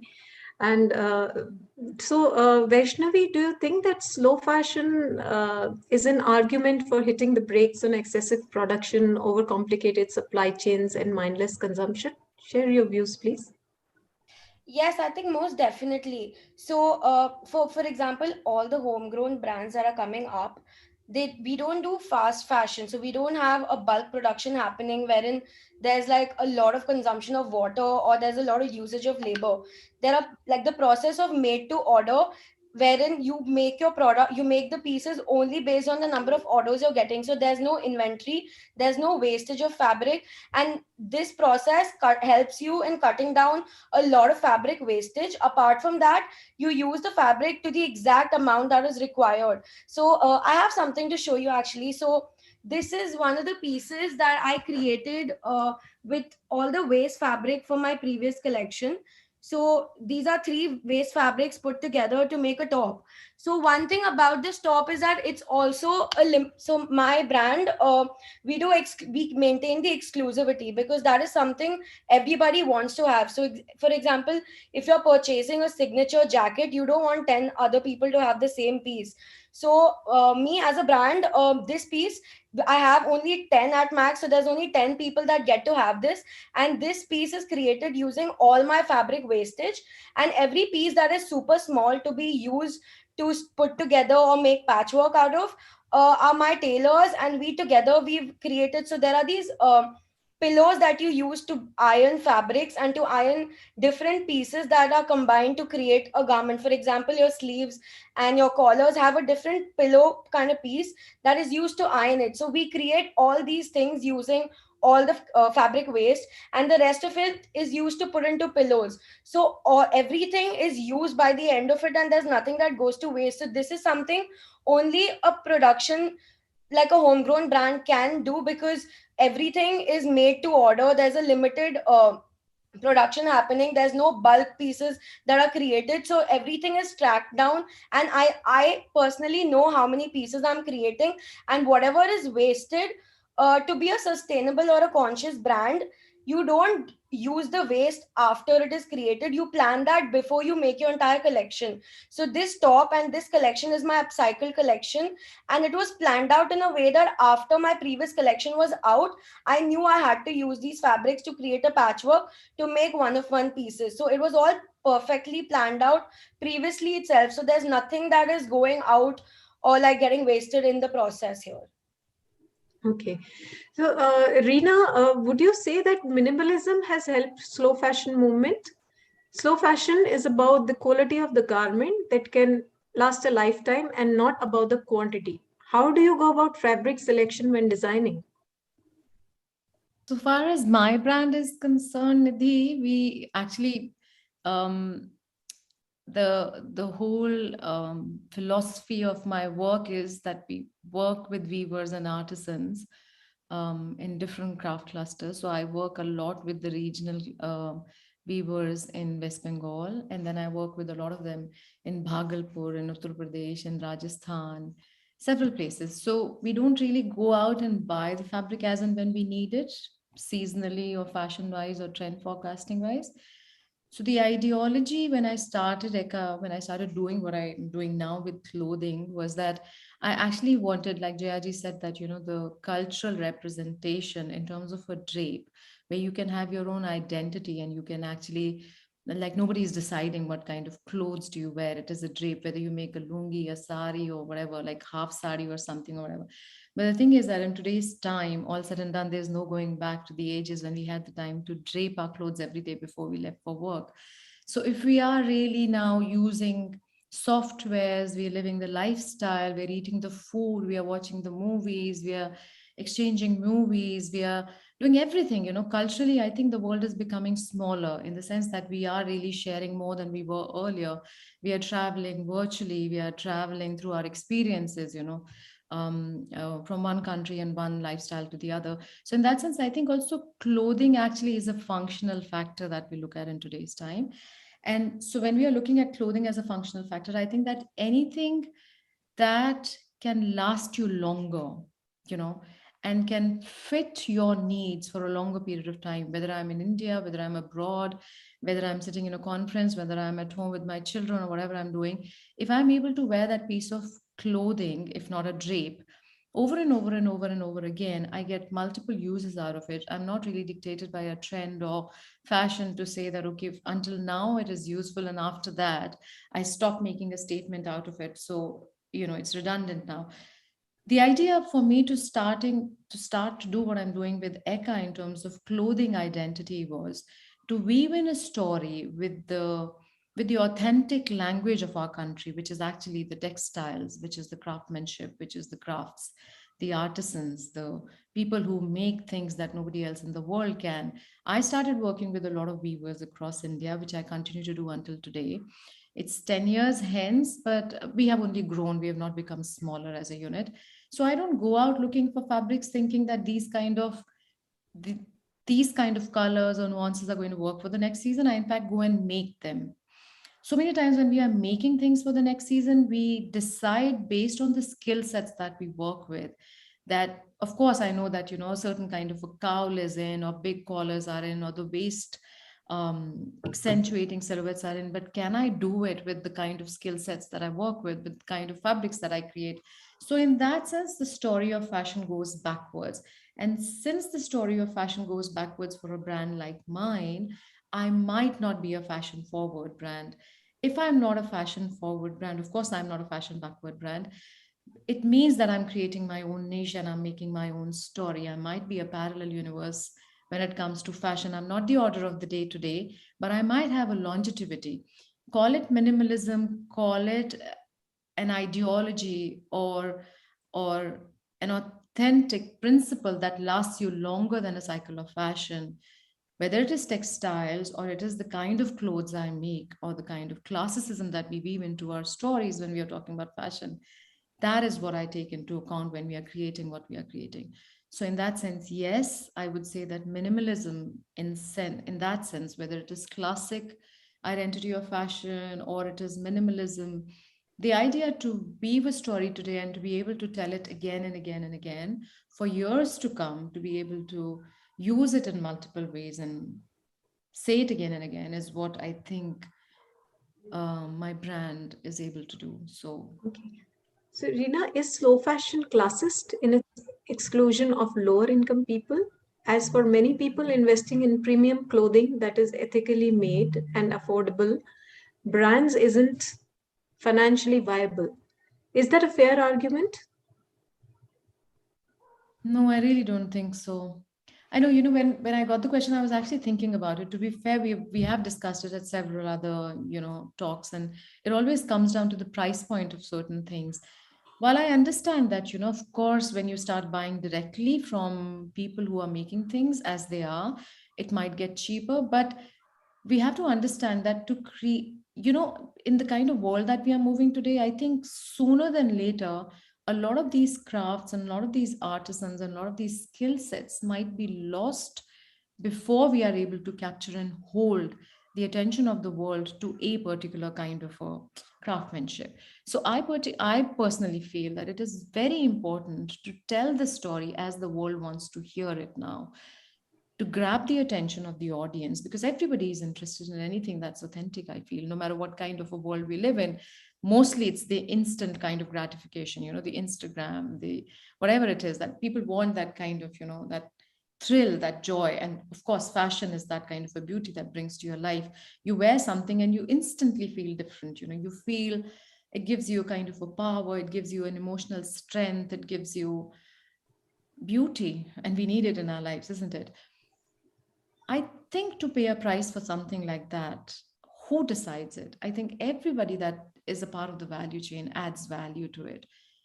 Somebody like me adds longevity to that thought. I carry that artisan or that craft in my own way, weaving it in my story forward, bringing it together with the audience that perhaps the weaver will not be able to reach directly.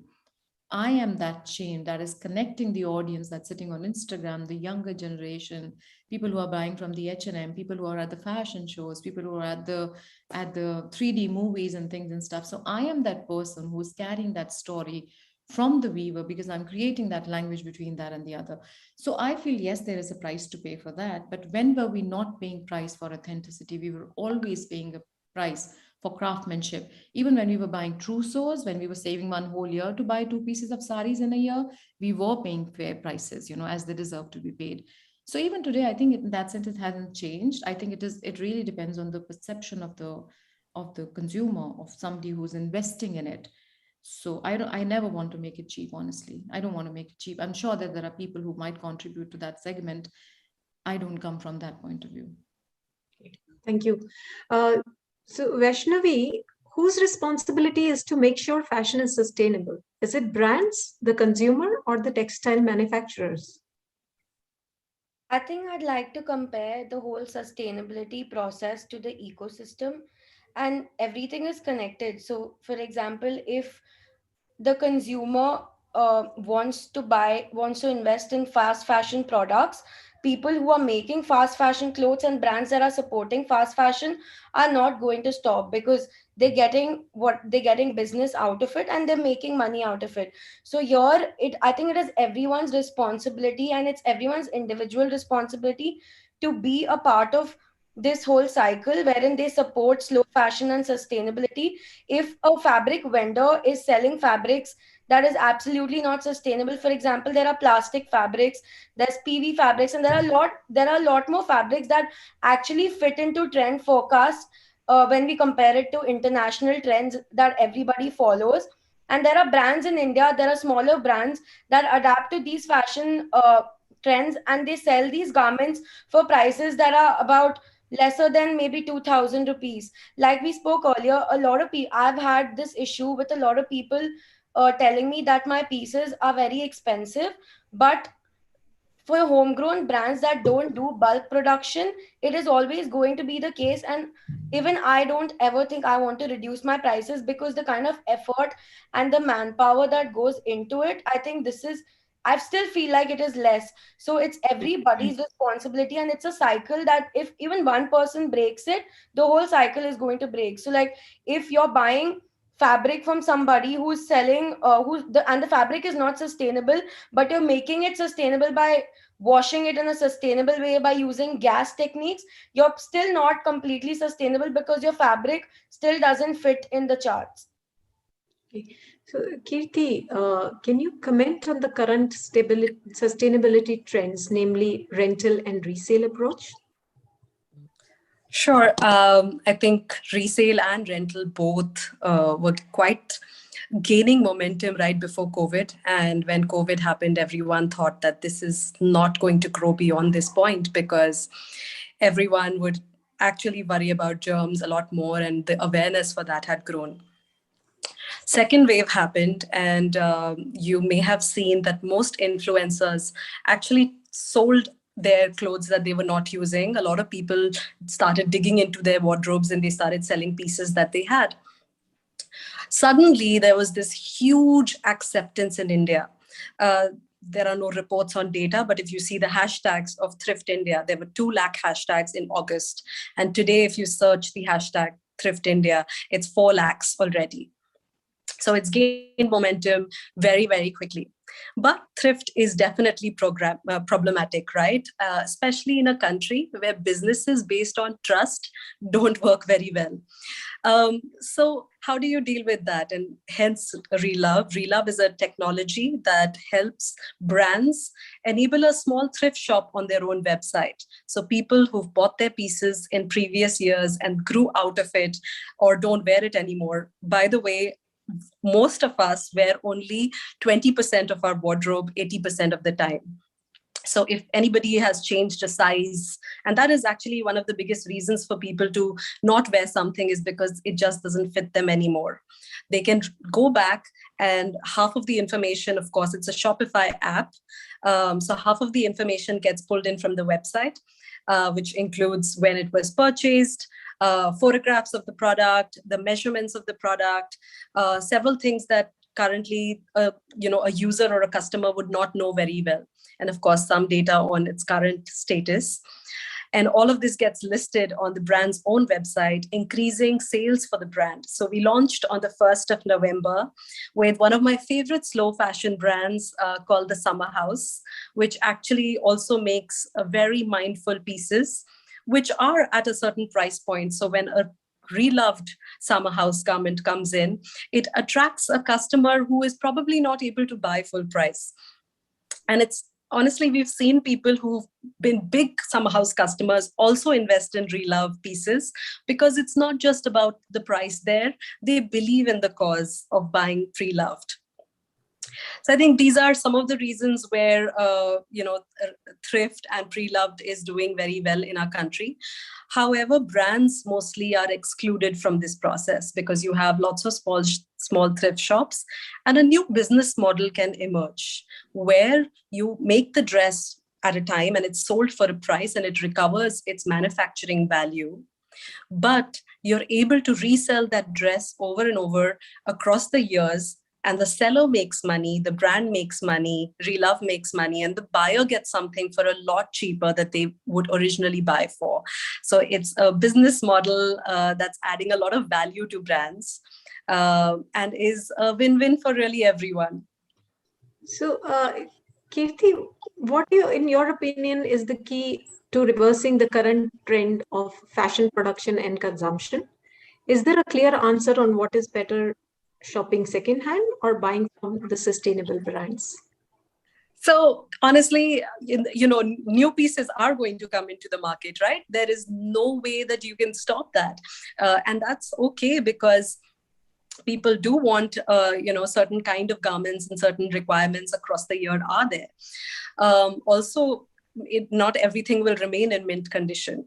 I think specifically when you're buying from a slow fashion brand, you know that the production has been done mindfully. And if you're buying a pre-loved item from a sustainable fashion brand, then it's actually eliminating the 5 kg CO2 that it produces to make a garment, which in the case of a sustainable fashion brand may be even lesser. However, if you had to reverse this for fast fashion brands, if you are able to resell a Zara dress, then it kind of makes it slightly more sustainable than it would originally be. I think finally, when it comes to reclaiming the entire value of the product and making products even more mindfully and investing even more in raw materials can be possible if we actually relove garments. So how do you balance a conscious retail model within the fashion marketplace? I've been seeing a lot of marketplaces, right? And I think the biggest responsibility that they have if they are positioning themselves as a mindful marketplace is to have, one of the most granular things to do is to have a really good filter. Especially for fabric. If you see, even the Zara website will actually give you a joined life filter where you can filter by fabrics. So small websites which are selling sustainable fashion brands should learn from this and really authenticate what fabric, where was it manufactured, how much was the person paid. I think a lot more data can be added to the filter, and that will really push up the products that need to be in the face of the customer. Thank you so much, Kirti, for the insight. Shefali, what do you think what are the common flawed ways brands talk about sustainability? Do you think the proliferation of ineffective communication is holding sustainability back? I don't think the proliferation of ineffective communication holds the idea of sustainability, because communication is a multifaceted machinery. It doesn't just come from brands. It comes from people. It comes from what you read. It comes from what you see going around you beyond brands. Brands is just one way of consuming life. What is going on, let's say, in terms of the bigger communication of brands is that they tend to offer solutions and as ready solutions to attain sustainability instead of showing the process. Essentially, slow fashion is a process. It is about interdependence of ecology, of people, planet. It's about a certain humility. It's a process of knowing. It's a process of manufacturing in certain ways. But when you see brands communicating the fact that they are slow fashion or they are not, or they are sustainable, they arrive with this deducted knowledge that we are sustainable. And unfortunately, since the media carries the message that this is a sustainable brand without investigating enough, without going to the roots of that process, without holding the units or parameters of sustainability to a claim, the communication gets muddied. It gets muddied and muddled. So I feel that, but it doesn't really take away from the sustainability dialogue, because then we would be giving fashion brands too much importance in every person's decisive and decision-making tactics. And I think fashion has a role to play, but it is not really, it doesn't have a very influential role to play amongst people who are committed to the idea of sustainability. So we must learn to distinguish and understand the role of fashion for what it is and for what it is not. Okay. So, Shefali, then how can press and media contribute towards sustainable fashion positively or negatively, and the opportunities and the challenges which are there? Well, the negative, there is no negative contribution. The one thing that the media needs to stop doing urgently is to just use the words first of all, interchangeably. This is organic, this is green, this is natural, this is ecological, this is environmentally friendly, and this is sustainable. They are not all the same. Some might have overlapping virtues, but they are not equal. So first, controlling vocabulary. Since vocabulary it spreads like wildfire, and it's the responsibility of the media to control the narrative by choosing the right vocabulary. That is one. Two, it's very important when we tell readers that this is a sustainable brand, we should investigate enough to be able to know the facts. Often factual reporting and factual knowledge is compromised for the idea of hype.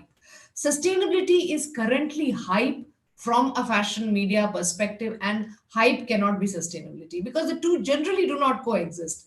That's one. Two, all of us, each one of us, and I can only take responsibility for myself, is that once a fashion media platform tries to tell you about shopping and makes shopping the dharma and the karma of your relationship with fashion, it cannot argue as ethically for slow fashion. So how do you negotiate this conflict? All of us are doing jobs of conflict between walk and talk. If we are telling the consumer that your relationship with fashion is through shopping, is through acquiring the next product, is through buying the next trend, then where is slow fashion? So there has to be, let's say, how do I negotiate this conflict for myself as editor of a platform? I try to worry about the process. I constantly try to say there are people, it is about worker welfare, it's about how you pay, what is the gender equation, which kind of dye have you used, who is producing it, what are the manufacturing processes, what is the supply chain transparency. If you bring that to a consumer's notice and you assume and you hope and you pray that somebody is going to also look at these nuances instead of just saying, go buy the next thing. Because we are doing both, unfortunately. So there has to be a negotiation of this conflict by admitting this conflict exists. And then say, now here are your choices. And consumer choices are not enough. It's industry choices. Industry is going to impact slow fashion and climate change. One person, me, recycling my banyan or night suit into a duster that I have been doing for years. For me, sustainability is nothing new. I was born in a middle class family. The only way we knew is to wear, rewear. जब तक उसकी जान चली जाती है, हम कपड़ा पहनते हैं. So when people, influence, try to tell me, wear this again, I'm like, what? This is not a pastry. This is not bread. This is garment. You are supposed to rewear it. So challenging these, humility, talking to people about how indigenous tribes and communities rewore, repaired. This is the responsibility of the media than just saying your relationship with fashion is through buying. Wow, that's really nice. So just to continue on this thing out of the box, Shefali, do you think Bollywood and it's increasing this trend of not reusing and buying more fast fashion? I do not think Bollywood has an impact beyond great visuals. Bollywood seems to impact trappings of culture. I mean, we are just seeing what is Bollywood really in the last 2 or 3 years. What are you getting from Bollywood fashion? Shadi fashion. Shadi fashion has in fact choked all the experimental work that people like Vaishnavi, Reena here, and dozens of my favorite designers in fashion may be doing, because the filtering down is of lehengas. It's a lehenga culture. There is a lehenga index. There is a lehenga trap. Beyond that, what is Bollywood really standing up for? So there are very few things. Some of them may have stood up for inclusivity and this and that, but they are not really standing up for sustainability. So it's the wrong school we are looking at to send our, to derive lessons from. We have to challenge that, question that, and offer counter arguments if the idea of sustainability really needs to come through. Sustainability must be, it's my presumption, must be engaging stars, actors, everybody in some form. Everybody has a relationship with continuity. Sustainability is about continuity. And so they must be having relationships with that as well. Their fashion doesn't seem to reflect, which is unfortunate. So the two have to be either split by journalists who are so interested in doing that. Here is a split persona of Deepika Padukone's sustainability initiatives and what she really wears, etc. So either you split it or you fuse it and say, this is of no use to me. Let me go and find stronger, resilient role models. Thank you. Vanita, we've talked about resale, reuse. Now I wanted to throw some light when we say the supply of clothing is global and gigantic, an estimated 75% of it ends upon as waste in landfills. That's 3 out of every 4 garments. And with over trillion garments produced annually, that's a lot of clothes. Why is textile waste such a problem?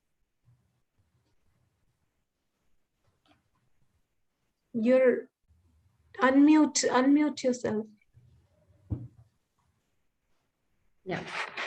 So first I want to say I'm wearing a sari, which is almost 30 years old. And I'm wearing it with a top, which is I think around 15 or 17 years old.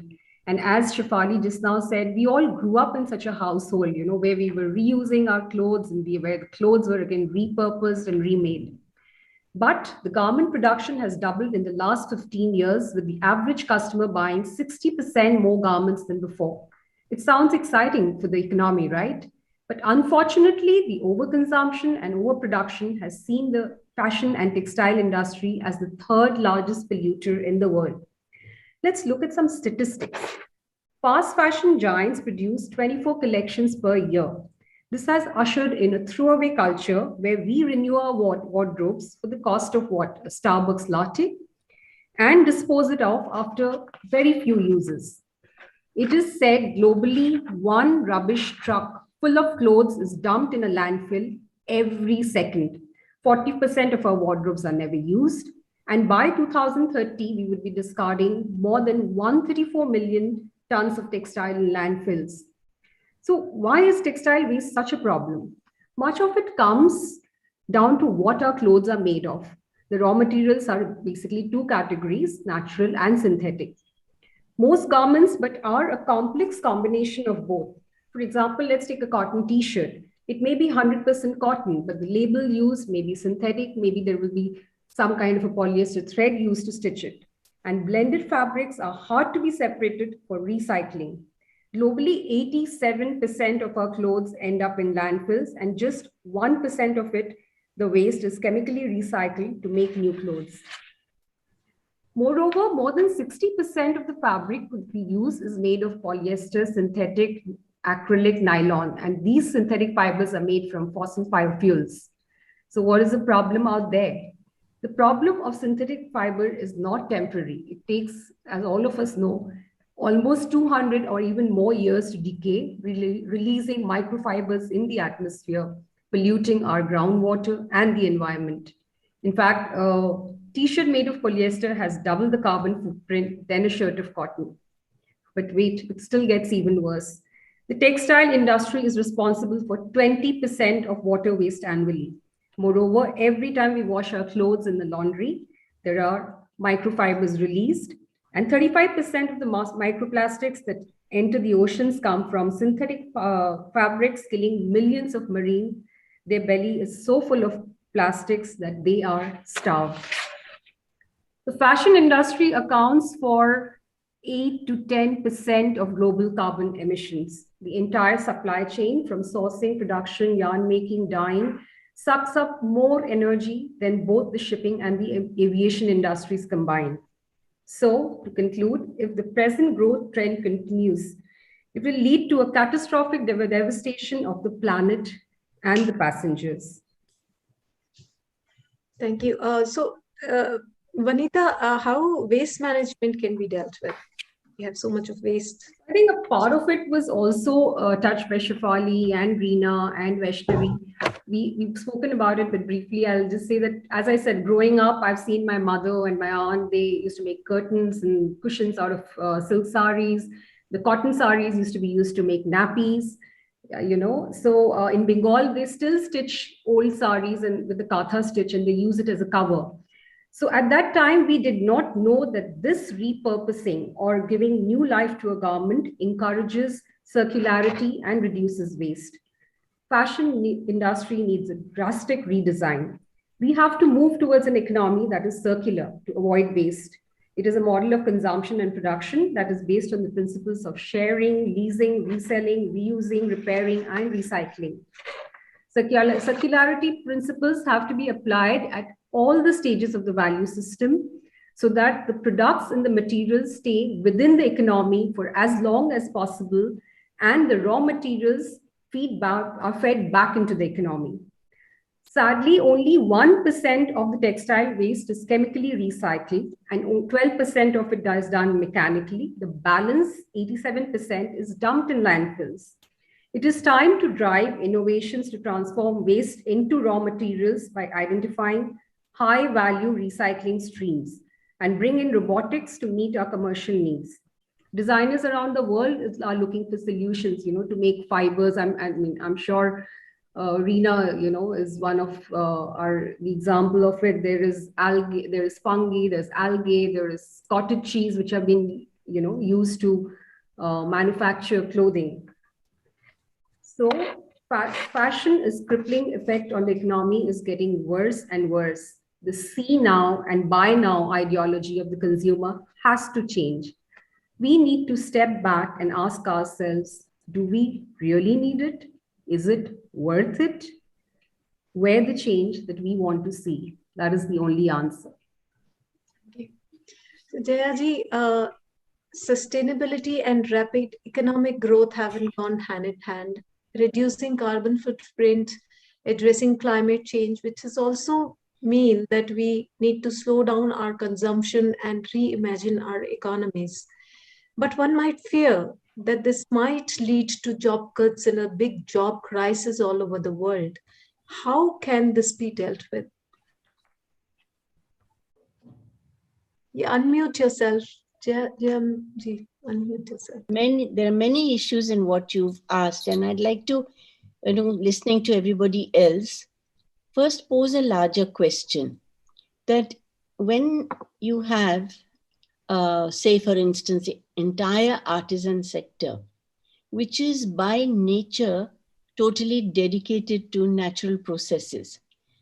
The young generation of craftspeople today, artist, for instance, he will make beautiful miniature paintings saying, Prakriti ko bachana hai. If we have to save the planet, we must honor our plants and our animals and the water and the fish in it.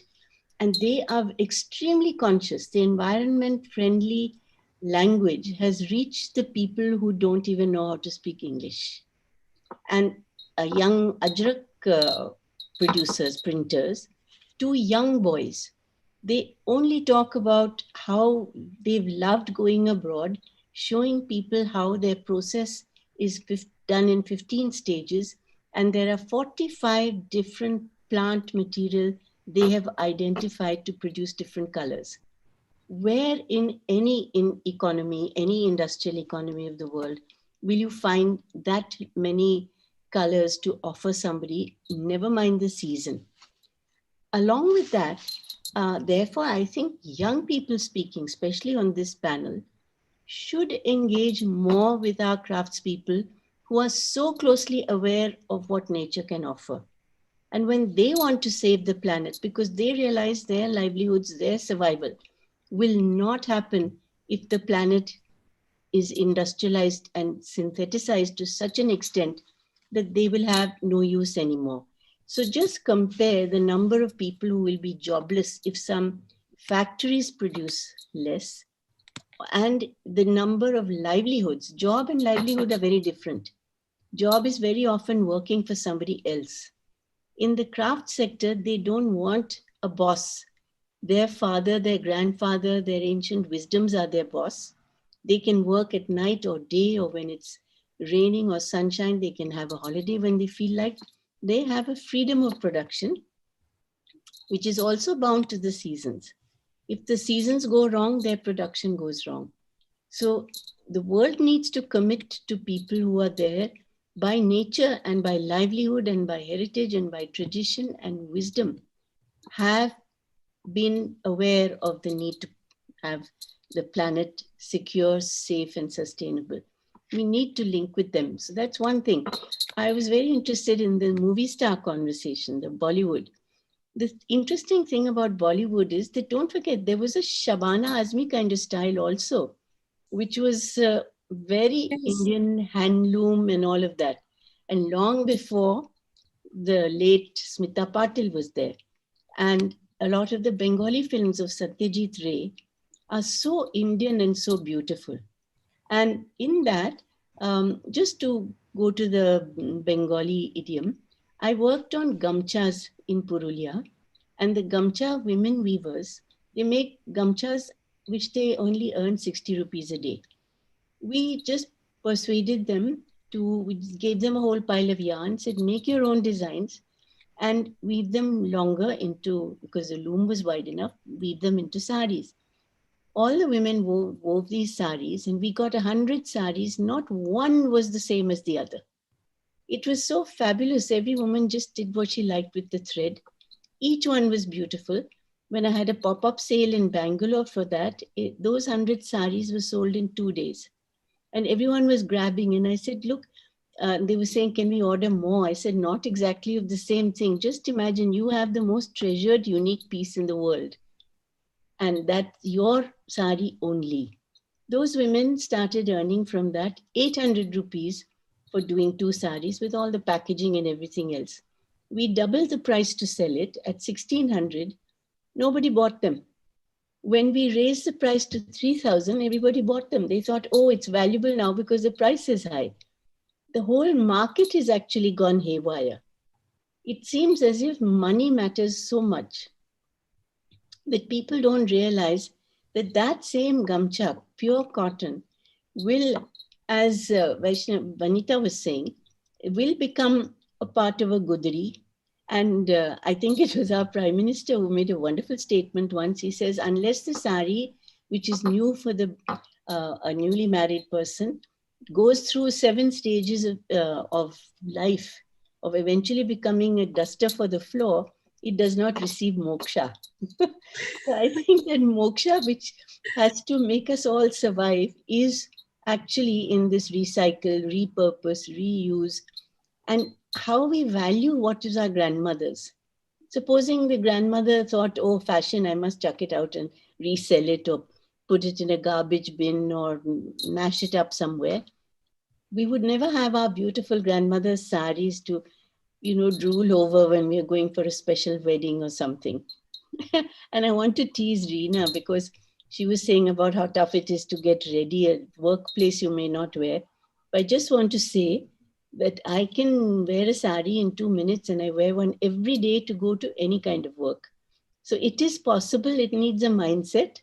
And if only our movie stars wore saris every day, like Bobby mein kaun sari pehna tha, that was a big thing.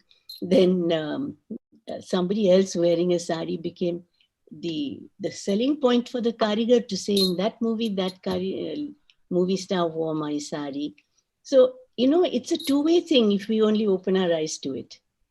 The karigar can feed the egos of the Bollywood stars, and the stars can help to make the karigars famous. Because as Shefali said, the lenga culture, there's a limit to how much lenga you can push down everyone's throat. How many times you go to get married or whatever. So I think that it is a two-way process, and as much as the young craftspeople realize the importance of the planet, if our young people do too, there's a lovely synergy that can be worked out. And I think we should believe in them more and not only think that our urban fashion-oriented world is the only world. In Kutch, for instance, you take 6 months to embroider a choli, then that will be passed on, and it will be the pride of collection. The bride will show it in every home to see her, show her skill.